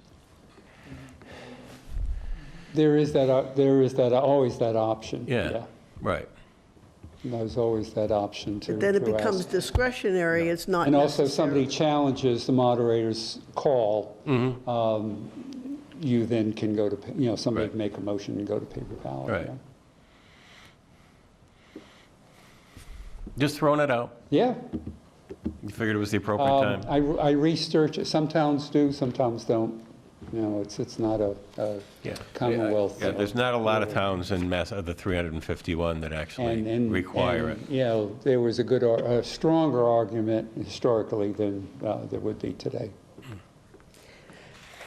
And even with the paper ballots, most towns have a whole unique system. Everybody gets in line, you come up, you're given a yes, no. You have to then put it in the box and then hand somebody the other The half other one. of the paper. No, we don't. And then, so that takes a long time. We have an unusual pass-the-hat system that's unique. yeah, I think we should remove it unless it's asked for, or unless the That's- moderator deems it necessary because it's so close. I don't know if there's any risk to doing it that way. Is there? I don't Because think- anybody from the audience can ask for one, the moderator can ask for one. It's not like, Do you want to recommend rewording it or just removing it? Because the way it says right now is any town meeting requiring bonding shall require the moderator to take a paper ballot vote. That's the, well, that's yeah, the wording but that's now. because that's being moved from another article. So the the suggestion in this meeting from Ed mostly, so I don't want to take credit for it, but, you know, we should remove it from whatever article has it now, which is obviously misplaced, and then not add it. And not add it to And then this. not add it to town meeting. So the article should be, remove this from the general bylaws. And then the town would have to see that they'll have to see that the changes that we're deleting that, Town needs that to requirement. accept that that has to be change in the part. We just bylaw. can't go ahead and delete it Yeah. and No, not no, tell of course, people we're of course. deleting it Yeah, and you- not you have a can present discussion about it. and- Yeah. I think the argument for the paper, one of the arguments for the paper ballot was less than transparency, your neighbors not knowing how you voted. That is the argument. So we're saying that we don't I mean, need- we're talking about bonding. We're not talking about, Talking about other stuff. So is it, yes, yeah. Yeah, say what? yeah, big purchase items. Yeah. You'd want something, yeah. Yeah. I mean, we could, It's- I mean, I don't know. It's not a bad thing, and we only meet 2 or 3 times a year, so what's an extra, whatever, series of minutes? Well, Well, if you did- let mean, you could people put- decide. If you wanted, Yes, but the argument is if it's so unanimous, like doing that takes up an unbelievable amount of time at town meeting. Like, I respect what you're saying, Tammy, if it's close, but if it's, what these things usually are not close. Like, they're either no or they're yes, and it's usually pretty obvious. But then the other point that I have is, if it's not obvious, then you or anybody can call for it. So I don't get why we have to mandate it, why it has to be mandated in the laws that we do it. So I know that you're questioning this, but I don't get why we need to do it every single time, regardless of how it's I think you could voted on. simply reword this and say, if you wanted to say requiring bonding over a certain dollar limit, if you wanted to do that, or we could take out some of the words like any town meeting requiring, we could modify, we can soften that language. That's a good I concept mean, over a either certain way to amount. do that, I like that. you know, I mean, you can put in a Bonding dollar in limit. excess say- of $100,000, I Right. don't know. It should be a paper vote. Tamara Lunas, 298 College Highway. The only thing that, I've seen this happen where we didn't do the paper, and then we missed out on doing things, had to come back and do the revoting, we had to wait for another special town meeting to do it. I just think that with the bonding things, one of them was the dump truck. That was $250,000. One was the roof. They're big purchase items that people get uneasy and putting yay, nays, or saying it at meetings. The paper was doing it discreetly, letting you vote how you want without being judged. Bonding is big purchase items, and I always thought that had to be through the capital committee to get that moving along. Am I incorrect on that? Capital committee decides whether or not it goes to town meeting. Okay. That's But then what the town capital committee- decides. Then the Okay. town decides. Yeah, Yeah. okay. And Yeah, actually, that's- by our bylaws, anything that is borrowed has to be voted on by the capital committee. And that's where the items you are referring to had to go back to another town meeting because the Yes, capital 'cause it committee hadn't wasn't voted. ballot Yeah, counted. well, it was not the ballot piece. Yeah. None of it was ballot related No. in the past, but I understand that your point taken on the confidentiality aspect of it. Yeah, so, thank you. This could take all night. Yeah. This is one This sentence is out only of one, and this 20 is just pages, us. so yeah, this- Imagine a room full of people. Yeah, this is Okay. the effective way to review this, I'll tell you that right now. I'll order pizza. We could just do this right now. We have someone at the podium here already. Well, the ones that have been approved are the ones that are in gray, and that's not all of them.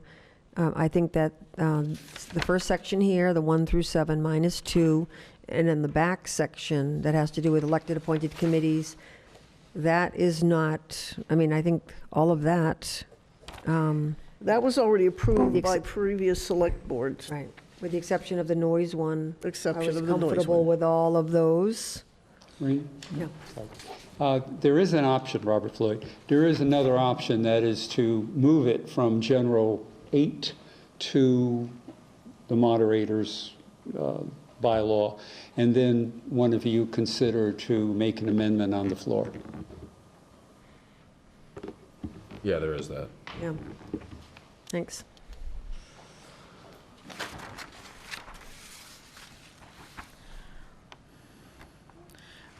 So Rini, on the back page, you were saying you were okay with community Yeah, I mean, preservation, all the part, yeah, the community preservation. conducting business, membership, not noise yet until we hear from Board of Health, and The wetlands. police, Sorry? and the police. Yeah. I think that the other ones, they're on elected and appointed committees, conducting Conducting business, business. appointed committees. None of that is, I mean, it's all just reformatted and content that's been, Well, what we tried to do is consolidate Yeah. what was written that seemed to be repetitive Yep. by different other committees and consolidate, put it under one heading. What are the expectations? yep. Right. The other new one there is the wetlands protection one, which COMCOM has weighed in on. That was in a separate document. Yes, It's the last one, yeah. well, right now it's number 50, but we've got a couple empty spaces, we could put a different number on it. Well, I mean, I think I'm comfortable with everything on the back with the exception of the noise one. On the front one, I'm comfortable with the first 1 through 7 minus the Finance Committee one, which isn't really ready until the May election anyway. And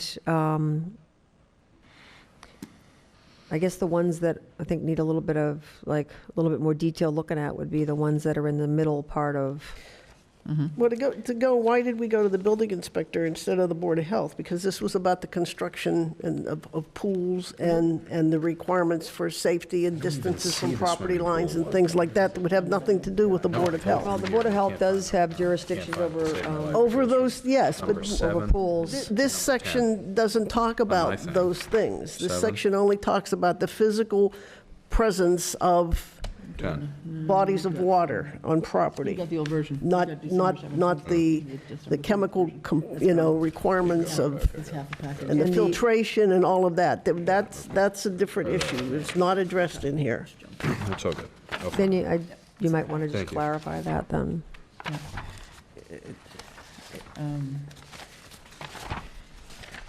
Yeah, the overnight parking, for example, we've talked to the chief about, and Randall.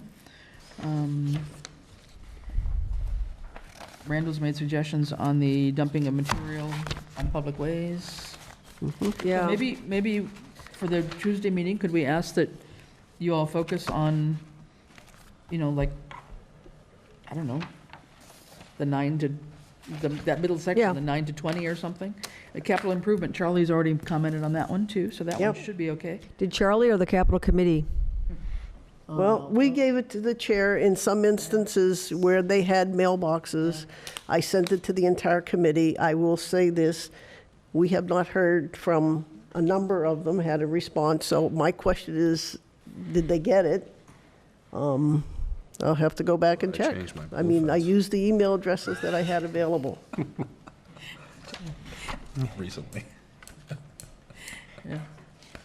So, yeah, I mean, we've reached out to the various people to provide input here, so, but if maybe just to expedite things, that if we're in agreement that these 6 or 7 are generally okay, that for the Tuesday meeting, rather than spending time tonight, to look at number 9, which is swimming pools through personnel policies, 21. Those, the ones that are shaded, so 2, Yep. 4, 5, 6, 7, 8, 9, 10, there's actually 11 of them there. And have some specific questions that we can try to answer, maybe?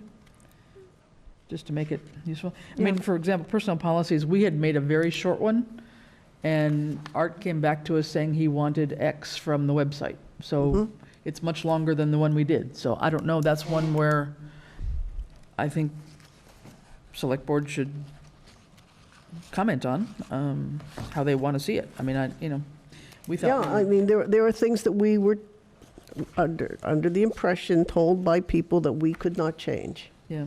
Some of it was regulations. We followed that. But at least the information is updated. I don't, No, I don't want you to come away thinking that there's all criticism. I think it's a tremendous amount of work, and it goes way back to, the bylaws committee, as long as I've been in the board, has done a phenomenal job in bringing these to where they are. The only comments I have to do with, I'm not sure of the value of combining everything under dogs when some of them might be under someone else's jurisdiction, and some of them might be the fact of licensing and the fact of rabies certificates and things like that. Other parts of it are more controversial. And so the ones that I would hope that you would look at are the one under Section 2, dogs should not be left outdoors for extended periods of time. That's just very gray right now when owners or keepers are not at home to care for and monitor them. And then the whole noise thing, there's all different hours and all different times for different activities, whether it's construction versus noise from party versus music. Did you just come up with the times? No, we researched that and we looked at what other towns wrote, or in some cases, what state regulations say. I mean, Okay. But noise is typically a Board of Health issue, as well as a police issue, but primarily, I mean, decibels and all of that. But- We dealt with this as a town when there was a lot of complaints about the planes. So I just feel like that's, when it comes to the animal, the rights of animals and also of the noise, I feel that the Board of Health should be involved. Okay. But I'm hoping that at town meeting, that this one around, that we'd certainly be able to get a lot of these in front of the voters. There are people who are complaining about noise, about speeding, all for nuisance and safety factors in their mind. So we were attempting to address concerns expressed to us about those two particular items. Okay. And so I would recommend consulting the police.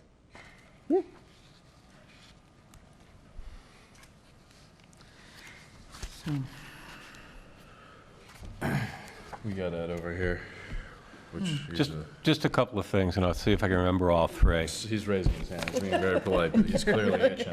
He's very itchy. I'm going to say this, is, okay, if Section 5 is removed, Section 5 is removed from Article 7, General Government, on the paper ballot, and there's currently no reference in Article 7, General Government, to it being moved to Article 1, okay, theoretically, if Article 7, General Government, passed at the special town meeting and Article 1 did not, it's gone. Are you still talking about the? Yeah, I'm still talking about the paper ballot, so. I mean, if it's being moved into one, it should be noted where, in the Yeah, other we one need to that go back and double check where it got moved This is from. here, it's Yeah, getting I know moved what you're to. saying, yeah, we need to move Yeah. that. We need to highlight the fact that it was in the old Article Yeah. 7, it is being Yes, moved, yes. absolutely. And then I've got one comment on the capital one, and I will just say it because actually ever since I got here and read it originally, it's kind of stuck in my craw. There's two in your I- packet, by the way. Yeah, I have never seen a capital bylaw or policy or anything else that a one-year useful life actually meets the requirement of a capital item. The shortest I've ever seen is 3. Yeah. Makes sense to me. Yeah. But again, we'd have to go back to the capital committee because was the originator The of meeting that. this week, Yep. Yeah. next week. And you've got two, just a note, you've got two of the capital improvement in your package, and the right one is the second to the last page. Yeah, the supplemental. Yes. Yeah. Yeah. Yeah. And there's actually an additional sentence in there on the first bolded paragraph that the last sentence should be gone. And But we then- didn't change the language that was already there. No, that's On something. this one, that No, it's not less than 1 year and have a useful life of at least 1 year. yeah, no. I mean, we didn't like I- even touch that. Yeah, like I say, it's there, it's being touched. It's something that has stuck out with Yeah. me for Well, a couple of years. I would agree with you. It should be longer. Useful life. We didn't even. And then lastly, when you talk about noise, and Rini brought up the decibels, yes, unless you actually put in the decibel levels and then how you're going to measure those decibel levels, Right. it stays subjective. It really is And very that's- hard to enforce. That's where we had kind of started at one point in time, and then we backed off of that because then that required a whole other issue in terms of how we measure decibels and, what's good for some people is not good for other people, et cetera. So that's why we kind of made it, we approached it from a different direction. Right. So, We did have a definition, and we did have the Mass General Law cited. We had the decibel levels in, and because it became a more complicated idea, we took it out and made it basically, I know you're saying it's subjective, it depends. Oh, it is subjective. It is very subjective. It's very subjective. I know, what's noise to you may not be noise to me, I get that. And it becomes subjective I to mean- whoever is actually making the ruling. At work sites, I mean, it's based on But decibels. we list exemptions. Yeah. We list exceptions. It includes farm animals, construction, ambulances. I mean, all the things that have noise associated but with a purpose. Yeah, construction But the between issue 7 is and not, the issue is going to be neighbors. The issue is going to be something that needs more objectivity. You're jumping in and setting rules. Again, I really think this one needs more work. There's all kinds of different, like this one is 11 p.m. to 7 a.m. This one says 7 a.m. to 11 p.m. I mean, I just, Depends on the activity. 7 a.m. and 7 p.m. I just feel that this really needs to go to the Board of Health. This is, And the police. yep. Okay. But this is one that I really Okay. feel that, I mean, Yeah. Boards of Health is who deals with noise ordinances. And since they don't have a scheduled meeting, we probably won't hear from them anytime Well, just soon. talk to, the chair is now Shelley O'Connell, just email her and just say that we're this might be a May one, though. I mean, this one is more controversial. Yeah. And so are some of the other ones that involve personal rights. I would rather get it right than get it fast. Right, and what we had seen from other towns, just say some of these timeframes were basically what Right. some other towns had sort of qualified, I guess, as, for lack of anything better, quiet time, so that you can't do this kind of activity during this period because that's too disturbing. But if there was a party, 7 o'clock might be too early to cut that off, but 11 o'clock is a reasonable hour to stop noise from your, next door neighbor kind of thing. So we did try to look at various towns to Okay, be inspired And how by important is it to have that versus leaving it up to the police? okay. Let me see. Here's like Did you 10 say? pages of noise, on noise, Yeah. in this Yeah. document that I'm looking at. Yeah. We're seeing how they, Yeah. what are the exemptions and so on and so Yeah. forth. But there's a whole body of literature that exists in the Department of Public Health around noise. And that is, I think, speaks to quality of life in town and well-being of residents. And I just think that that's where this topic should start. That's just my opinion. I think they'll be upset if it doesn't Okay. start with them. So we'll go there. Yeah. But, never mind.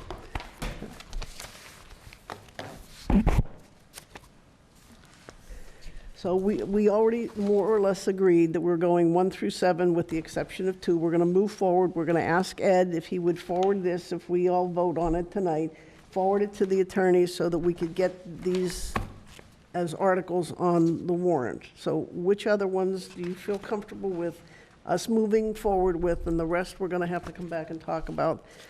I'm comfortable with 1 through 7 minus 2 on the Right. first page, and I'm comfortable with 33 and 44 through 46. We didn't include marijuana. That was, That's It's already been, those are already approved. approved. It's So already done. the ones that are highlighted there, And 50 as well. and, yeah, 50. So 44, 45, 46, 46, and 50, and 33. and 33. It's just the Right. chunk in the middle that it really has to do with, to me, a lot of public health things. And 31 we can't do because we haven't done that at Capital Committee. I can speak for that. We've definitely not reviewed that under committee. Now, fire lanes and fire hydrant use, we went to the fire department.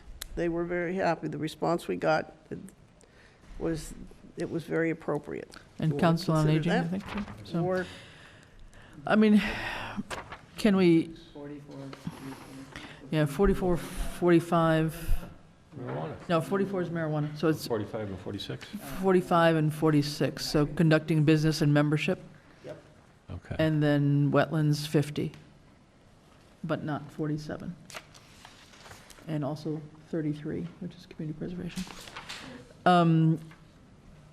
Do you want to send one package now, or wait until we meet on, since we're meeting on Tuesday anyway? Yeah. I We mean, gotta summarize this.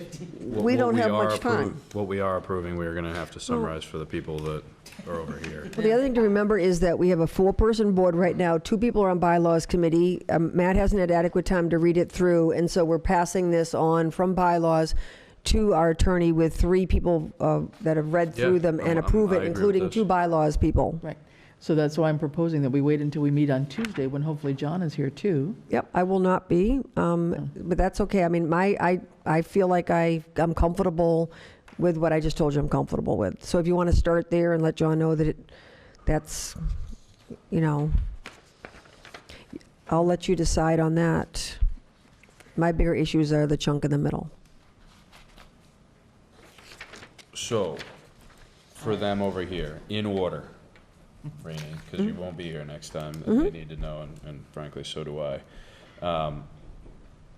As of this meeting right now, not approving anything, but just having this chat, we're comfortable with 1 through 7, Except Minus for 2.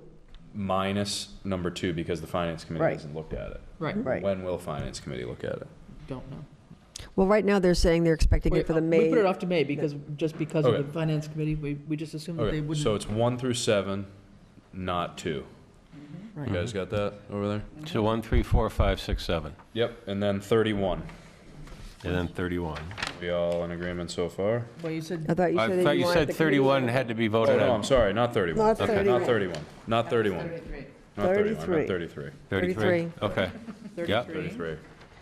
33, 47, no, 33, and then in order, Uh, it's it's 33, 45, 45, 46, 46. 45, 46, And that's it. And 50. and 50. and wetlands protection, Yeah. and 50. And you want me to forward those to town council? Well, that has to be, that may be a vote on Tuesday, but I don't know what the committee here wants to do. I'm just saying that I'm comfortable with those ones. If you want more time to read them and have a full, you know, a board of at least 50-50 non-bylaws, knowing that I'm, you know, supporting these ones, then, I think a couple of others, if I could suggest, that are simpler also. Yeah, that's, The number 13, conflict of interest town attorney, there was nothing going on there, I don't believe. That's, Let me just look at that for a minute. there are some very simple well, why ones can't in there. can't we spend some time in this meeting checking some of these off? I mean, like, I 13. don't want to oh, be too presumptive, yeah. but like 13 would be probably one that we could check off. Overnight parking. Also, because the chief has already reviewed that. We've talked about it. So I would think overnight parking. was there any change to content in that? It's, you'll see it if you look Yeah, on the overnight parking document is itself. on page 18 and 19. Page numbers are at the top. Yeah, I've already read them. I didn't make any notes on them, so I'm assuming it's the same. It Wait, looks- let's just go in order here. Number 8, we can't, number 8, we're gonna pass. Well, we're number gonna- 8 is the one that has 2 paragraphs on it that shouldn't have been there when we approved it last town meeting. The So- demolition of buildings, that was an error on the, Okay, So we need to either revise it or, leave it. something. well, I think it should be put on the town meeting, because otherwise you can't revise it. I think you got to correct it. There's like an aberrant statement on there that has to be removed by the people who voted in favor of it, and it wasn't caught. So I think it should be back on the ballot and explain that, remove it and say this is just a, you know, So can we correction. send Yep, that? Can we I think send that? so. Well, the question would be, that has not been approved by the Attorney General's yet, Right, that change. right. That was supposed to happen. We haven't gotten it back. We haven't published it, so it's not official. So do we wait till it's official to actually make that change? Okay, let's just leave it on, Leave it off. leave it off. Okay, so 8's off. 9, we're not are we, swimming pools, I read that one. I read it. I mean, this is. Do we have an issue with swimming pools? I I read it and I don't see any issues with it, and I actually own a They're, swimming pool. they're minor modifications from what was the existing bylaw on swimming pools. Go ahead, Robert. And if the Or building Floyd. inspectors, You might consider leaving 8 on, and then if and when the Attorney General Yeah, I comes forward. think that's a good idea. Or you can simply remove it, pass over that evening, Yeah. and then it's taken care of. Okay. Good. so what do we want to do? We want to put it out to the 8? Leave 8 on and just And if, you know. Yeah, leave it on there with the amendment of it being removed, Right. with the language that's not supposed to be there, Right. removed. Okay, so Ed, we're including 8. Okay. Okay. I don't see any issue, I mean, I'm just speaking for myself here. I don't see any issue with swimming pools at all. I And if think it should be reviewed by the Board of Health. Yes. It's, Health or building department, that's, Well- everything in there is building It was department to me. reviewed by the building department. Everything in there is building department, I don't see why It's- that's a there's- health issue. a health- it is a huge health issue around, I just think if you're just going to have it be like that, I just think that you're approaching Everything it. in that article, though, is building code. It's not like health of the water. Mm-hmm. There's nothing in there It about says health of the nothing about water quality. That's not, I don't think that's a health issue. This was only at all. building. I think it's a Well, building what issue. about dogs, licenses? I mean, how are you saying that some of these are health issues and some of them are building I'm issues? just talking about swimming pools. Swimming pool is a building code. I get that, I'm with you on the noise thing. Then I'm change with the you on- title of it, What title? of the, just swimming pools. I think that's how We it's did. listed. Yeah, I'm just saying, swimming pools are under the jurisdiction of the Board of Health. When it has For to what do with, reason? when it has to do with health issues, when it has to do with building issues, it's under the building department. I don't think it's clear. You're talking about a lot of other health issues here from, I just feel like you're talking about noise, you're talking about animals. Let's just stick one at a time. And I'm sorry to be a little bit rude, but like, we're talking about swimming You pools. are being a little bit rude. We're I'm not talking saying about that, noise. We're just talking about the swimming I'm pool saying one. I'm I not wanna know what comfortable where with the that- swimming pool. Let's put off swimming pools. We can have Board of Health look at that too. I think that'd be great. But there's nothing in, I'm not trying to be argumentative, but there is nothing. You are in- being argumentative. We're going to put off There's swimming nothing in pools. swimming pools, if you read it, that has anything to do with the Board of Health. It is a I'm building thing. saying that some of these bylaws address health issues. It doesn't distinguish that you're only addressing one aspect of a swimming pool, which is the building code. But it's only what's written here. If it got into health issues, then I get it would be a Can health. we move on, please? Can we move on? We're going to hold off on swimming pool and ask the Board of Health to look at it. And it might be that So Board of I- Health would yeah. want to add in a paragraph on there, so we'll give them the opportunity to do that. Yeah. So maybe what was cited in the old document, the swimming pool, spas, hot tubs shall conform to Massachusetts Building Code and town zoning bylaws. It says nothing about the Board of Health. That's the existing. That's my point. I'm just asking, you asked me, I'm saying I'm not Yeah, let's comfortable. just You move- want to outvote me, you go ahead. That's I'm just not- telling you, I'm not comfortable with this bylaw. If you're not okay with that, Matt, it's too bad. I'm not okay with it, but we're not voting on it, so. Right. unless Good, we're- vote on it Tuesday then. The keeping of unregistered motor vehicles, We're not, That one I read too, and I don't see an issue with that one either. It's short. It seems pretty obvious. It's changing language, basically. You can't keep more than one unregistered vehicle on your property.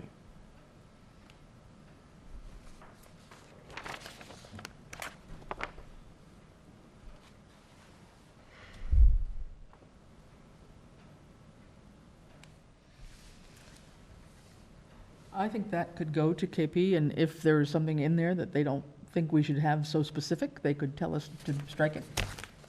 In terms of, we've given examples of what the motor vehicles are inclusive of. we did. Motor homes, boats, snowmobiles, et cetera. that is also, just so you know, a Board of Health issue. Tamara Lunas, 298 Water, College there's all Highway. kinds of issues that you're not seeing that relate to the Board of Health For unregistered vehicles? on unregistered vehicles. Tamara Lunas, 298 College Highway.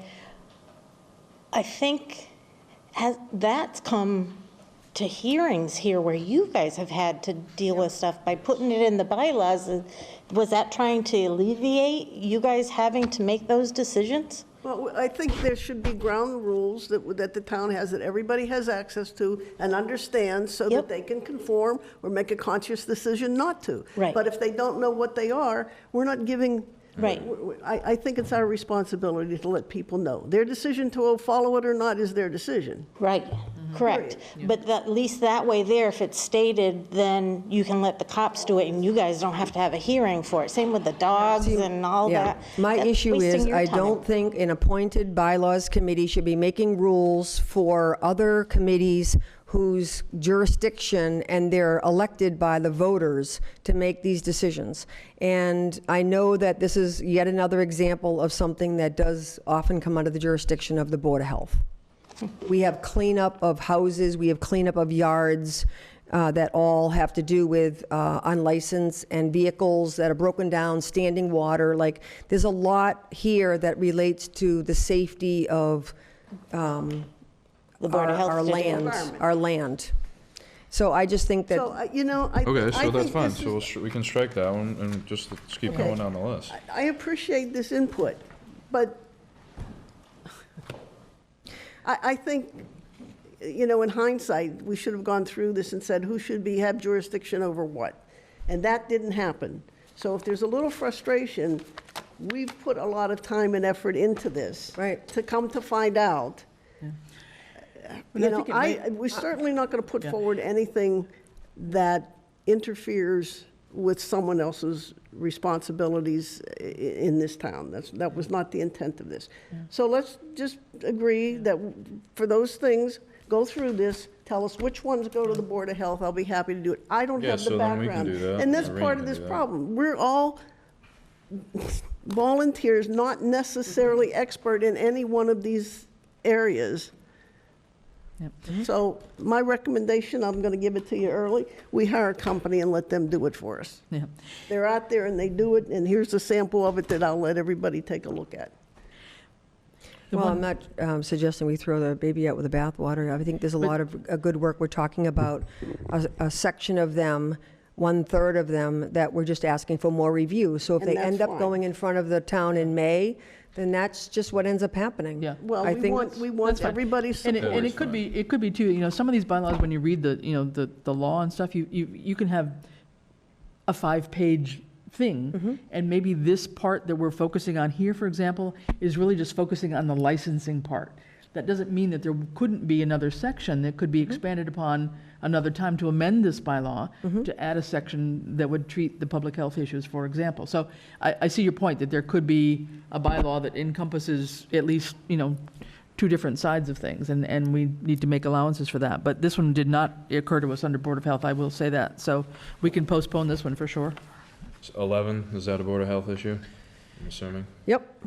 So BOH.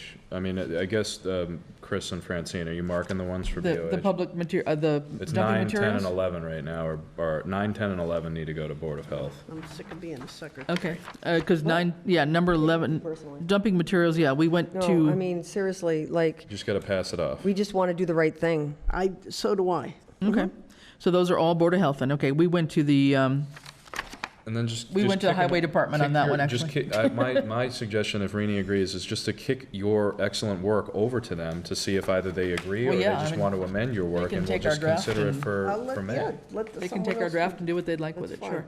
Overnight, No, for 11, yeah, we had gone to Randall on that, but we didn't go to the Board of Health. So overnight parking, we have gone to the police chief and Randall. That looks So I fine. think overnight parking Yep. should be okay. So can we, are we cool with sending that at least? Yep. Number 12, So number 12, Ed, we're going to send. Conflict of interest. that we didn't even make any changes to, I think, that was just there. And I guess,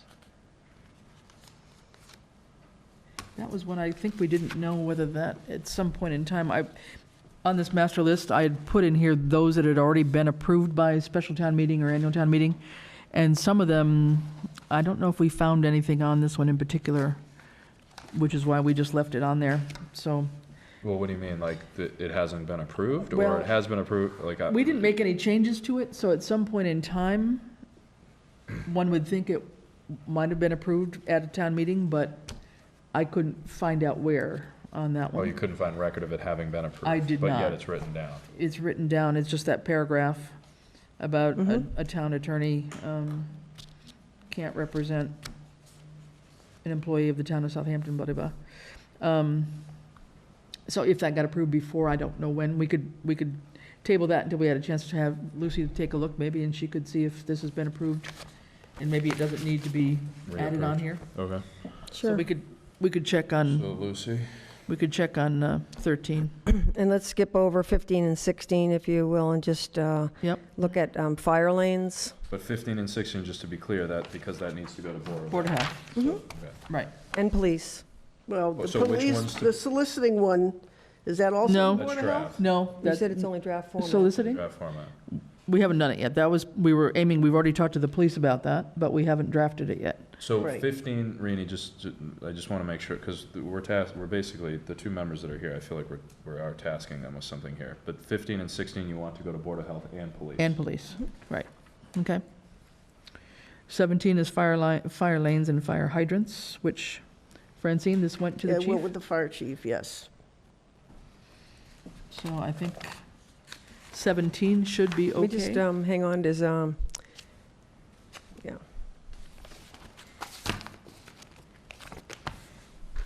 This one went to the fire chief, Yes. Yes, and he's fine with it. yes. I can forward the email. It does refer to the water department too, but that's just in terms of unless there's any damage or something. To hydrants. Mhm.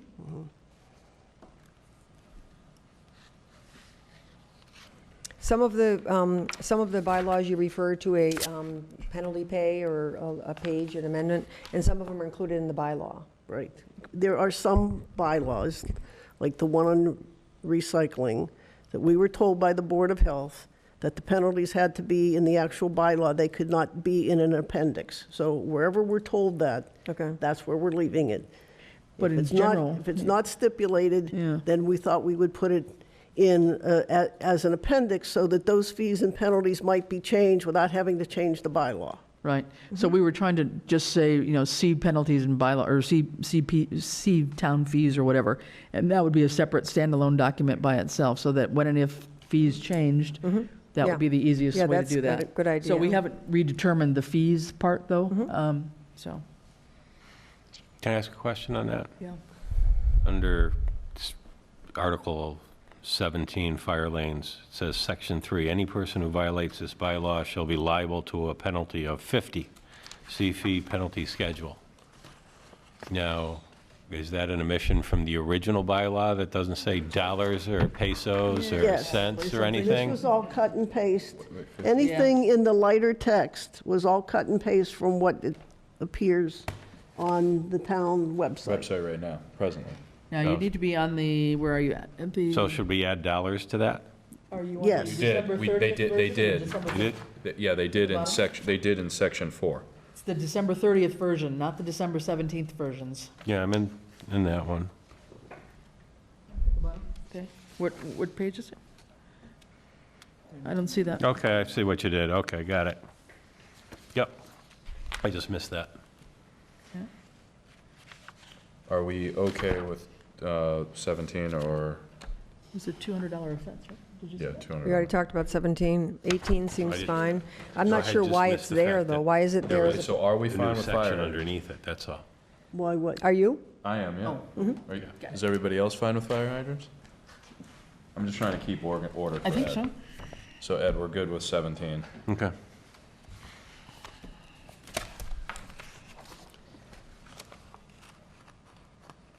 What about Council on Aging? I'm not sure, why is it there? It just seems out of place there. Everything's out of place. Okay, okay. But It should be under that's, boards and committees. that's where it was originally. We have not totally reorganized it. Okay, okay. Because there I'm has to fine be with the some content more of that. logic to this than, You're Okay, fine- I'm You're fine fine with with the that. content on COA? Yep. but then how do, I mean, the whole thing is, how then do you represent it to people? We have the change in the content, the change in the order, and it's like a matrix for people to understand the changes that we're making to this document, so any, Put it up on the web. anyone who put it up has on an the web idea about how we first. do it, that'd be great. Wait, so meaning, or is what you're basically saying is if you change the content, you gotta have a vote, but then if you change the order, do you have to have a vote? Well, my, Is that what you're- my understanding was, it had to be a side-by-side. This is what it was, and this is what we're changing it to. Okay? So if we get the agreement on the changes in the language or the content, and then we come back and maybe change the order.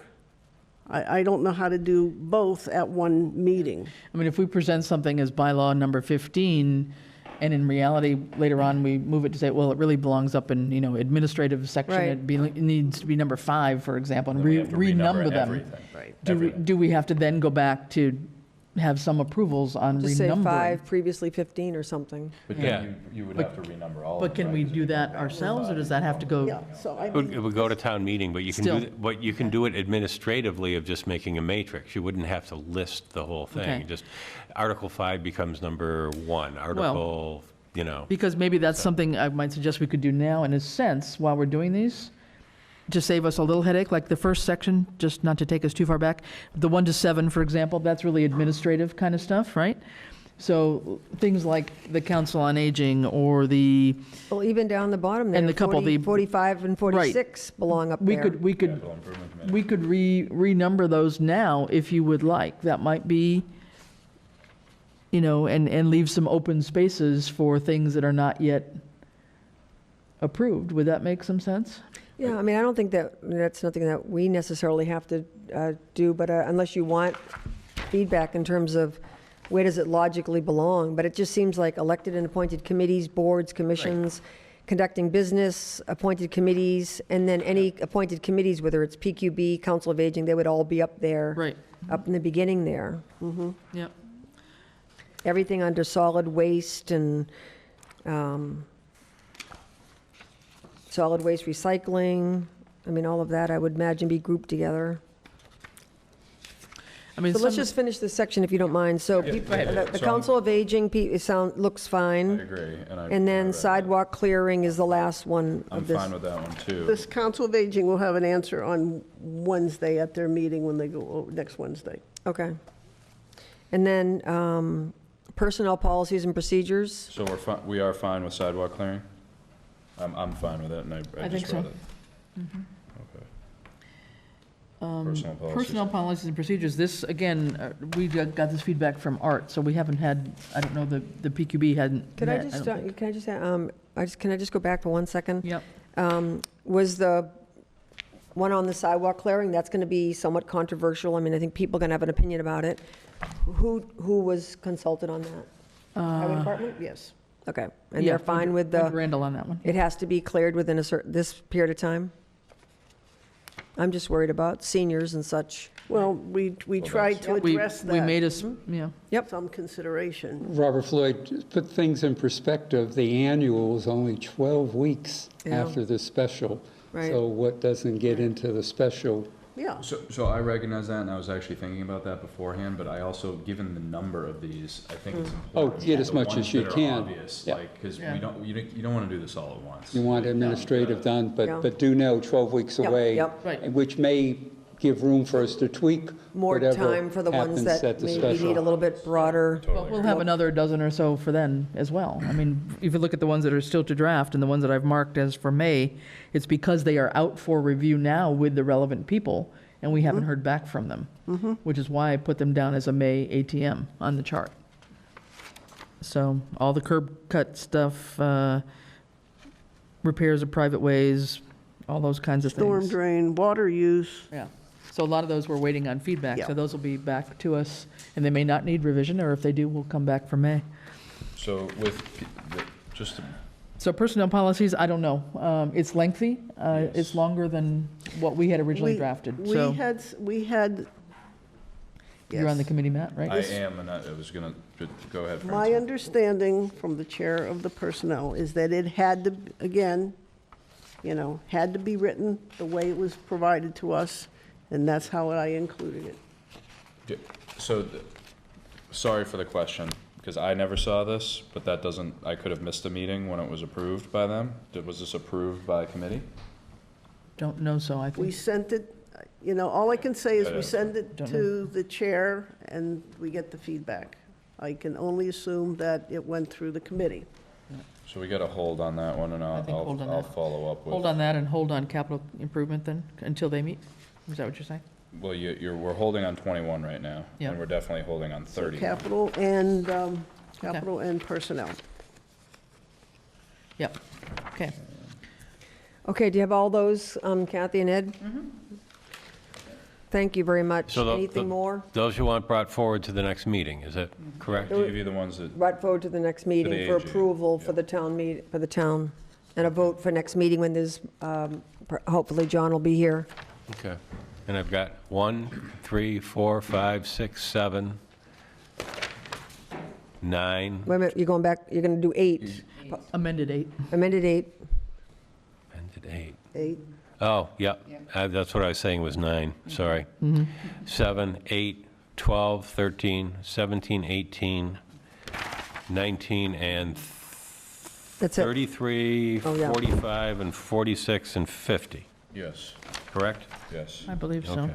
Correct. The only thing, and not to be, but we did talk about this, number 13.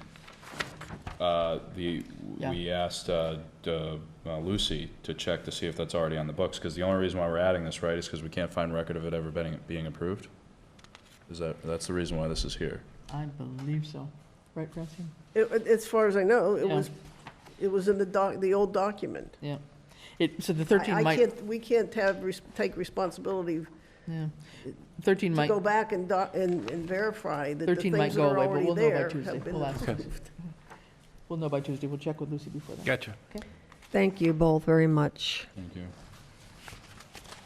Any other business necessary? I can't wait until the January 7th Select Board meeting.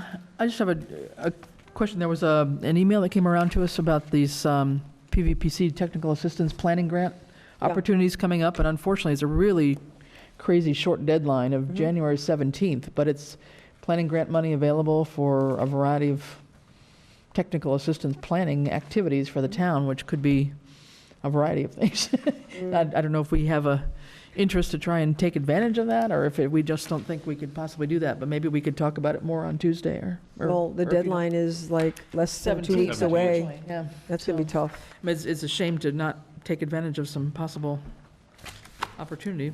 when we- And you had talked a little bit about the PVPC shared conservation agent situation. Yeah, I mean, there are some funds that were available. I'm not sure if it was to share people or to look at sharing services in general, but I know one that had come up at one point. We were just sort of brainstorming it at one point in time with folks at Concom, just because we're losing so many members of Concom and not having Right. anybody to come on, whether we should think about having a conservation agent, which I know we had that at some point in time. We'd There's shared a it at one point in time, There's a apparently. really interesting backstory on Yeah, that. So I'm it would sure. be a good idea as the liaison of conservation to actually Yep, talk to them about the history on that. I will. Because yep, there were a lot of problems and it wasn't necessarily Yeah, a inherent good in idea. our okay. not Yeah. funding it. Yep. Yeah, we're meeting on Monday, so I can Yeah. check with that. No, I just thought that, if there's, So Art and Marla will give you a lot of history on that. yeah.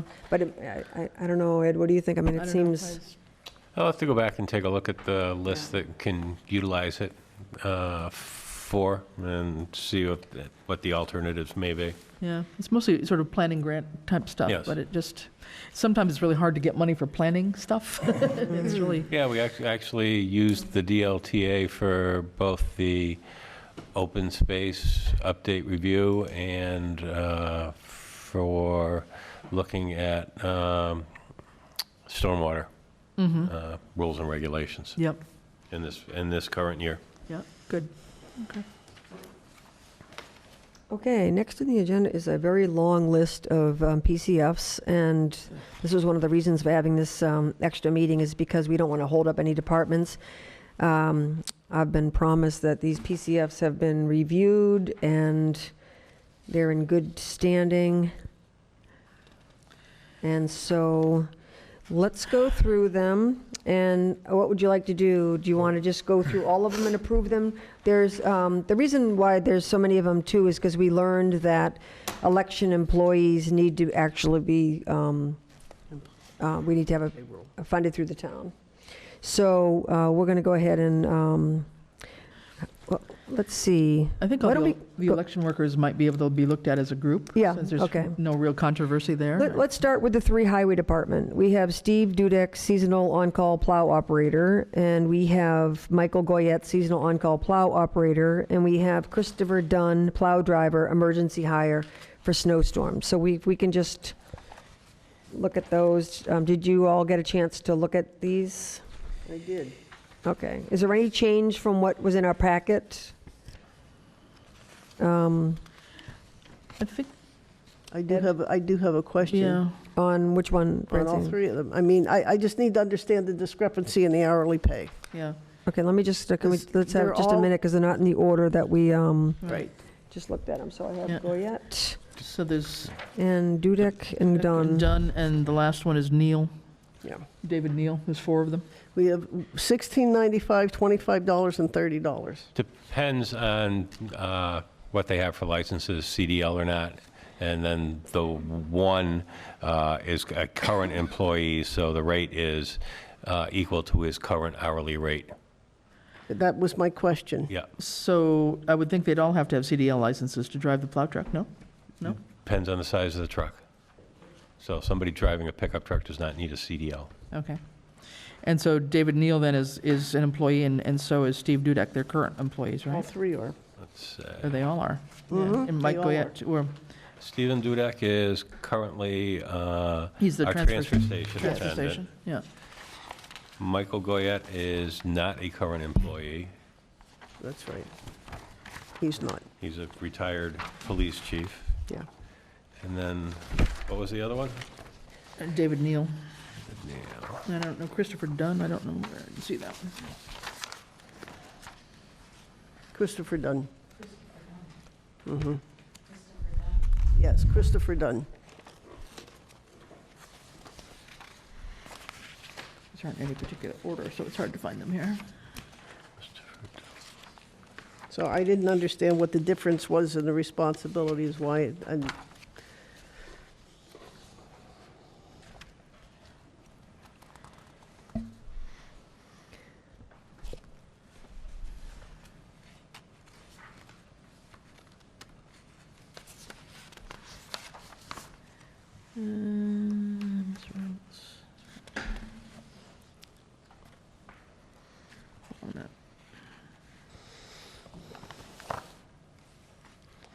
Yeah, I don't believe Christopher Dunn's a current employee. David Neal is, though, he's a policeman. where did I see that? No. Still looking for one of them.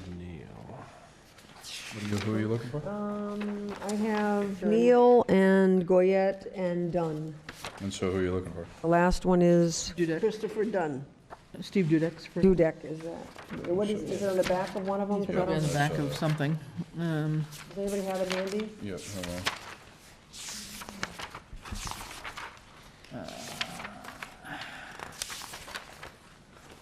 No, I thought I And- did. I've seen it, I thought I saw his name, but I did not. Does anybody have Dudek's? Yeah, I do, right here. What is it on the back of? It was the first one. No. He was the first in our package, Yeah, it was the first, but it's on the back It of was on- something. You see, it was on the back of Janine's. oh, yeah. Yeah. Oh, okay. Yeah. Janine's. Yeah, Thank you, that- yeah. So Steve is the guy at the transfer station, so so that's an existing, so people are on their existing salary Right. On the back of wetlands protection. If they're working for the highway. if they're working for the highway Highway, department. correct. Okay. And And then, David Neal, David Neal would the last one. be CDL, yeah. Seasonal on-call plow. and so he's also the police officer, right? Okay. I believe. Which one are we talking about first? I was just talking about David Neal. We just found his Okay, so paperwork. David Neal's part-time, it's less less- than 19 hours, so non-benefited. Right. And the hourly rate on his is, what does it say? $30. Quite a discrepancy from the others, but it must be because he's a full-time. He's got the No, I'm looking at CDL. Neal. But he's also a full-time employee. Where does it right? say Neal? He's on the, He's on the police department. he's on the $30 police an hour. department as well, right, so. But you pay someone based on the position they're doing, not what their position is in the town. Right? For this, yes. Okay.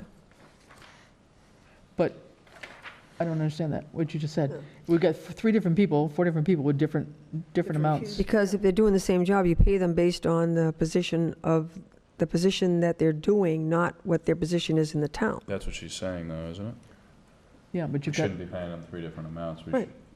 We're still meeting at $30 an hour. that's what I'm asking. Well, no, $30 an hour is for someone with a CDL. $25 an hour is for someone that does not have a CDL. And someone who's making $16.95 is, He was a current highway department employee, so. so that's his current. So he's But the, does he have a CDL? No, he does not. Yeah, So why isn't he getting $25 an hour to plow? That's the other guy, No, he's the one getting $16.95, That's done. I think. I think. I don't. I can't answer that particular question. I know that It says that was seasonal. brought up, I believe, at the PPB meeting by one of their members, as being an existing employee. Okay, so it says seasonal highway, which is different than part-time seasonal on-call plow. Right?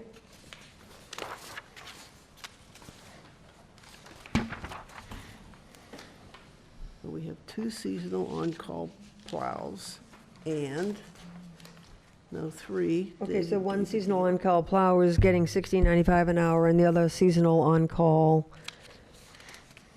plow is getting $30 an hour. I don't No, understand. that's the guy with the CDL. Right. Let's make sure we're not The confusing. two, the two general rates for the seasonal on-call plow drivers are $25 and $30. And On here, it says $16.95 and $30 an hour. The $16.95 is the current transfer station attendant. Okay, I can tell you that Randall actually brought it forward at $25 an hour, and it was brought up that he was a current employee of the highway department, and they had recommended his current salary. he's not doing transfer station work. I know that. I have to check on that with legal, because I don't necessarily agree with it also. Yeah, I mean, But what's the that's what's Were here on you the at that form. meeting by any chance, Matt? motivation for him to even do the job?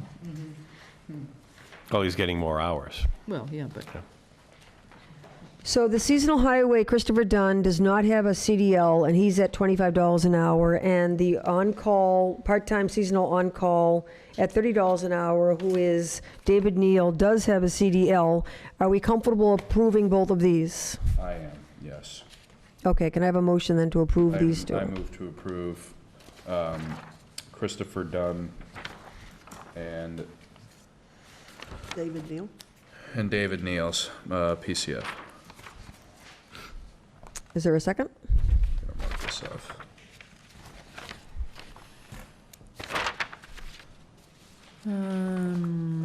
You know, the, Those are the rates. I know I know. that. Yeah. I know. And I've seconded. More discussion?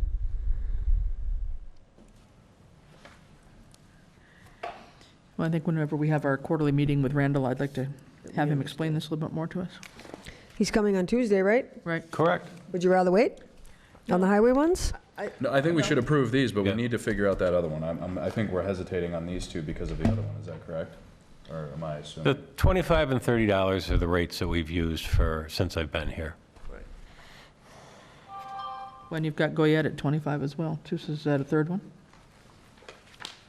For plow? I mean, we got a motion and a second on this. We do, what do you want to do, Rainey?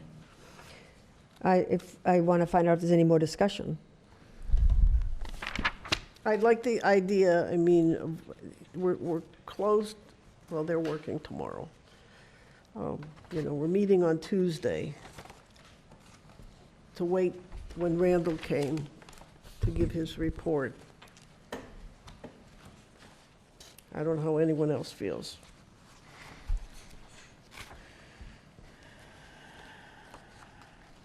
Are we holding anybody up too badly by holding off for 2 days on these, or? What's the weather going to do?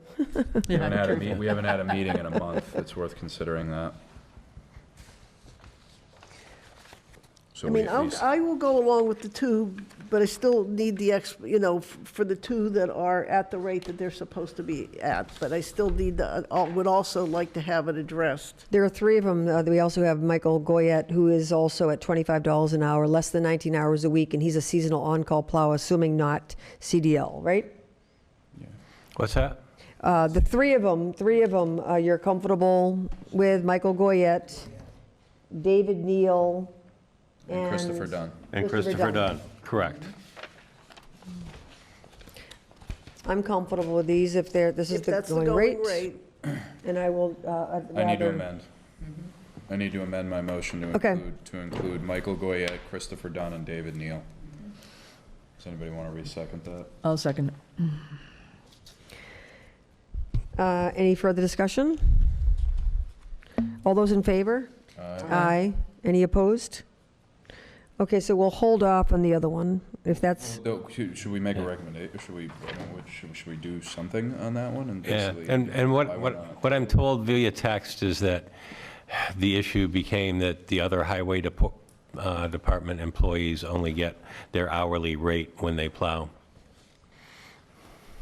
So that's been the policy, or the practice, excuse me. Well, then that makes sense, and that's true. I mean, why would they get a different rate when they plow? because they're doing a different job than their current job. And other people are getting paid a lot more.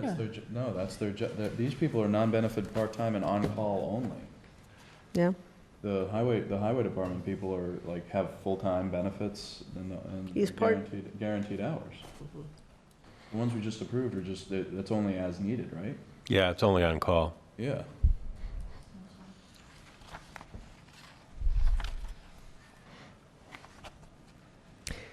Well, I'd still prefer to hold off on Dudex until I'd like to Tuesday. wait. It's not that far away. Okay, I'm fine with that, too. okay. So we'll hold off on Dudek and put that back on for Tuesday's meeting, okay? And let's talk about the police department. There are 3 of them here. Martin Cook, Daniel Hurley, and Melissa Roberts Cody. If we can just take a minute and find them.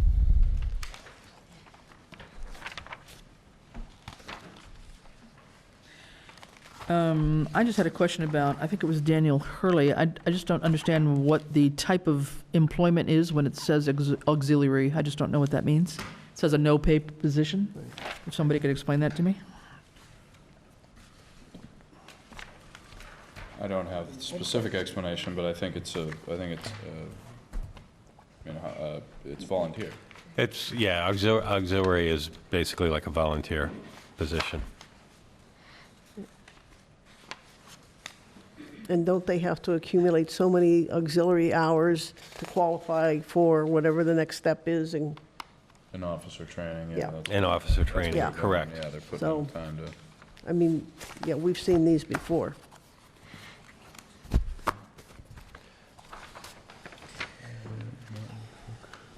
Yeah, generally they'll graduate from auxiliary police officer to part-time police officer. Okay. Thank you. I didn't know that. What is the one for Melissa Roberts Cody? What is it on the other flip side of? I can't find it. Robert's Dispatch. Call, on the back of Christopher Dunn. Yeah, it's right after. Okay. Yeah. The dispatch. Thank you. Yep, part-time dispatch. Okay, Martin Cook then is changes in salary, wages, and appointment, anniversary date for CBA step increase from 3178 to 3258. Position title sergeant, signed off by everyone. And then Daniel Hurley, auxiliary. It says no pay, so it must be on call, no pay position. Auxiliary police officer, non-benefited. And then Melissa Roberts Cody is part-time police communications. Hours vary. On call. She was a previous employee. $15.31 an hour. Not to exceed 19 hours a week. Are you comfortable with these? Mm-hmm. Yeah, I think it's fine. Someone like to make a motion then? I move to approve the police PCFs. I'll second it. All those in favor? Aye. Aye. Okay, now we have a large number of town clerk ones down through from Virginia Ahart, Elizabeth Blanchett, Janet Brown, Christine Canton, Jody Corey, Ann Gerard, Teresa Gorell, Eileen Hamill, Virginia Huntley, Virginia Monica Labrie, Virginia Sarah Pierce, Deborah Pinsky, Robin Richard, and Mary Robinson. And this is because they're being transferred to the town payroll system from a vendor warrant. And that was our recommendation by IRS. Yeah, IRS. Yeah, because of the fact that these individuals will work on our schedule and not their own schedule, they really should be paid as employees.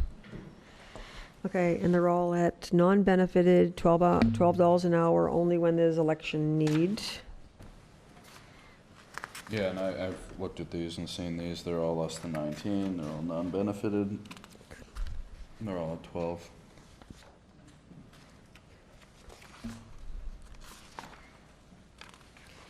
Would you like to make a motion then, Matt? Sure. I move to approve, I'll just make it official here. I move to approve the PCFs for town clerk, which includes Virginia Ahart, Elizabeth Blanchett, Janet Brown, Christine Canton, Jody Corey, Ann Gerard, Teresa Gorel, Eileen Hamill, Virginia Huntley, Virginia Monica Labrie, Virginia Sarah Pierce, Deborah Pinsky, Robin Richard, Mary Robinson. I'll second. Yep, go ahead. Whoever. All those in favor? Okay. Aye. Aye. The last of them are 1, 2, 3, 4 Fire Department PCFs. Kevin Benson, paramedic, new hire on call. Timothy Rowan, paramedic, salary increase, completed paramedic training. Alec Dotman, salary increase, completed Hampshire County Fire Training School. And Raymond Rodriguez, salary increase, completed Hampshire County Fire Training School. So, I'm a stickler on this. Dad, don't roll your eyes, but I was not at this meeting, so that's not great, because I would have caught this. But it's supposed to be less than 19 hours, is it not? You can't just, we've written 19 and 38 on all of these. Doesn't that Correct. guarantee benefits? Yeah, I mean, they wrote on this, no benefits for on-call firefighters, but, Well, I yep. understand that. Yeah. And then they checked the non-benefited But then up top, portion, but does the 19 and the 38? on the second, Yeah, the it second says- It area, they always put says 38 on 38 of everybody. number of biweekly hours, and Mm-hmm. then below that, number of weekly hours, because the bi was crossed out, it says 19. Shouldn't it say less than? Because doesn't 19 trigger benefits? No, 20. 20. 20 does. 20 does. 20, correct. Okay. I thought it was less than that. And- I thought it was 19 triggered it, and and- less than that, up to, but not including 19. Yeah, and technically, these fall under a different statute, so even if they, believe it or not, worked over that, they're still not eligible. So, just to make it more confusing, but no, there would be 20 and 40 would be the two magic numbers. You comfortable with these? I am now.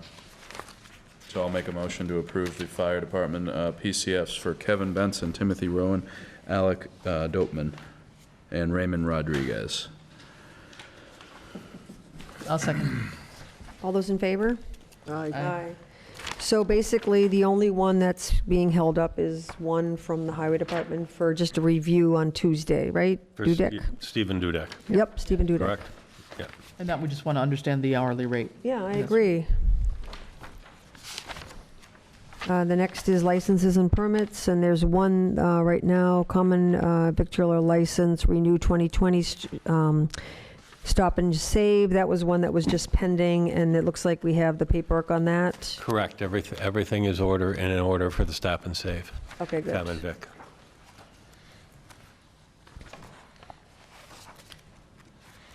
And the fee's been received and everything? Yep.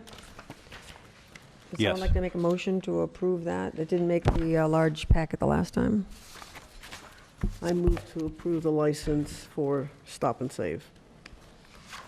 I'll second it. All those in favor? Aye. We're going to hold off on the second one there. It was discussed that McKell's is, does in fact Yeah, we're need. still waiting for some paperwork to Yep. finish that one off, so Good. it'll be back on for the 7th. Excellent. Warrants. Okay. Warrant P 20-24 in the amount of $291,123.52. Payroll deduction warrant 20-24 for $45,212.80. And payment warrant W 20-25 for $164,054.12.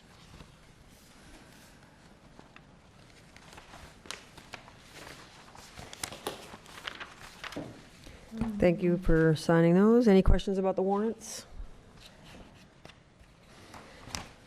We have one more signature required. We're going to hold off on the Kenyon Energy one. That'll come up on Tuesday. We have the signature for the state contract for the MVP grant. You want to tell us about that, Ed? Sure, I'm told I can't make a big deal out of it, and we can't make a public announcement on it until the state makes their public announcement that we received it later this month. However, we've got the contracts for the Municipal Vulnerability Preparedness Grant in the amount of $22,000, and since we have to get this back to the state with the authorized signatures, next week, it's on the agenda to be approved for the chair to sign the authorization for me to be the authorized signatory for this Municipal Vulnerability Preparedness Grant. Do we need a vote or just sign it? Yeah, if you'd vote, please. I have a question about it somewhere. You want our vote? Yes, please. Okay. Someone let, She says she, I have a well, question, you want to, but after, whichever. okay, go ahead. I just wanted to understand, there's an expanded scope talked about in here for $7,000 to pursue what looks to me like some of the work that's been started under the PPPC open space update, Correct. which I know we were running out of money for that, so This was specifically requested to finish that. Perfect. So it's the 7 out of the 22? 7 goes out for of the that? 22, correct. Good catch. Wonderful. I love it. perfect. You Now should I'm make happy. a motion. Now I'm happy. I move that we let our town administrator sign on. No, I think it's Rini, Oh, right? I'm sorry. Rini. No, you don't. You want this, you want the chair's signature, right? Yes, for me to be Okay. the Oh, I thought you authorized said I'm supposed to make signatory the on motion. this grant, yeah. I don't need to make a motion. You do. Yes, I thought please. you were saying I'm supposed to make the motion, Oh, I'm but you're sorry. saying it's my signature. Yeah, it's her signature. Thank you, Chris. Okay. Take it away. I move, let's see, that the town administrator, be the signatory to this MVP grant and its expanded scope included, and that the chair lady signs the document, therefore allowing him to do so. Is there a second? Second, Well yes. said, Chris. Perfect, All in favor? Aye. Aye. Aye. perfect. Thank you. Open time for the public. Uh-oh. The birthday girl. Tammy Walunas, 298 College Highway. First question, on the licenses and permits, when do they have to get those done by, or do they have to be shut down? Because of the fact that we've canceled a couple of meetings, we've given them some leeway. Okay. Yeah. So you're pretty positive everything's coming in for the next meeting, the 7th? Yes. Okay. All right, that was for somebody else. So I'm here as co-chair for the Southampton Historical Society, and I want to let you know we still have many calendars, awesome pictures. For sale, they're $15. You don't need a calendar? Please support the Historical Society. We still have a building to maintain, and we have artifacts in town. $15 donation, and we give you a calendar. So please. Beautiful calendar, by the way. It's in my family room. So And it was that a- was, And, yes, and where, checks. where are they available from, Tim? And anywhere else? Oh, I'm sorry, yes. Any of the Historical Society board members have them, but the package store over in Hampton Ponds Plaza has a pile of them. Yeah. And do you? How about the library? I think they might have some here. Okay. That we were hesitant asking other areas to sell them for us. I know Dr. Glale's office, the chiropractor in town, he's got some. Darcy over at the hair station, she had some for sale. Okay.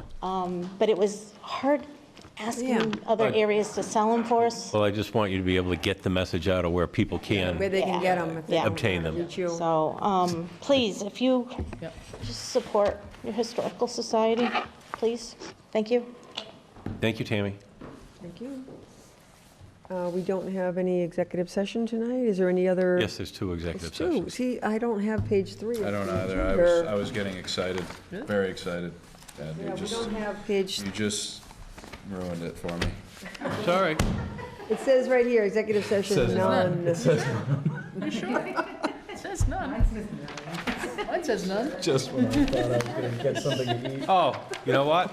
It's Tuesday. I'm sorry, because we got 2 meetings so close together? Tuesday. It's Tuesday, the 7th, yes. So, no, we do not have any executive sessions tonight. You have my, you have my apologies. Could I have a motion to adjourn then, please? So moved. All in favor? Aye. Good night, everyone. Don't forget the Hampshire Regional Budget.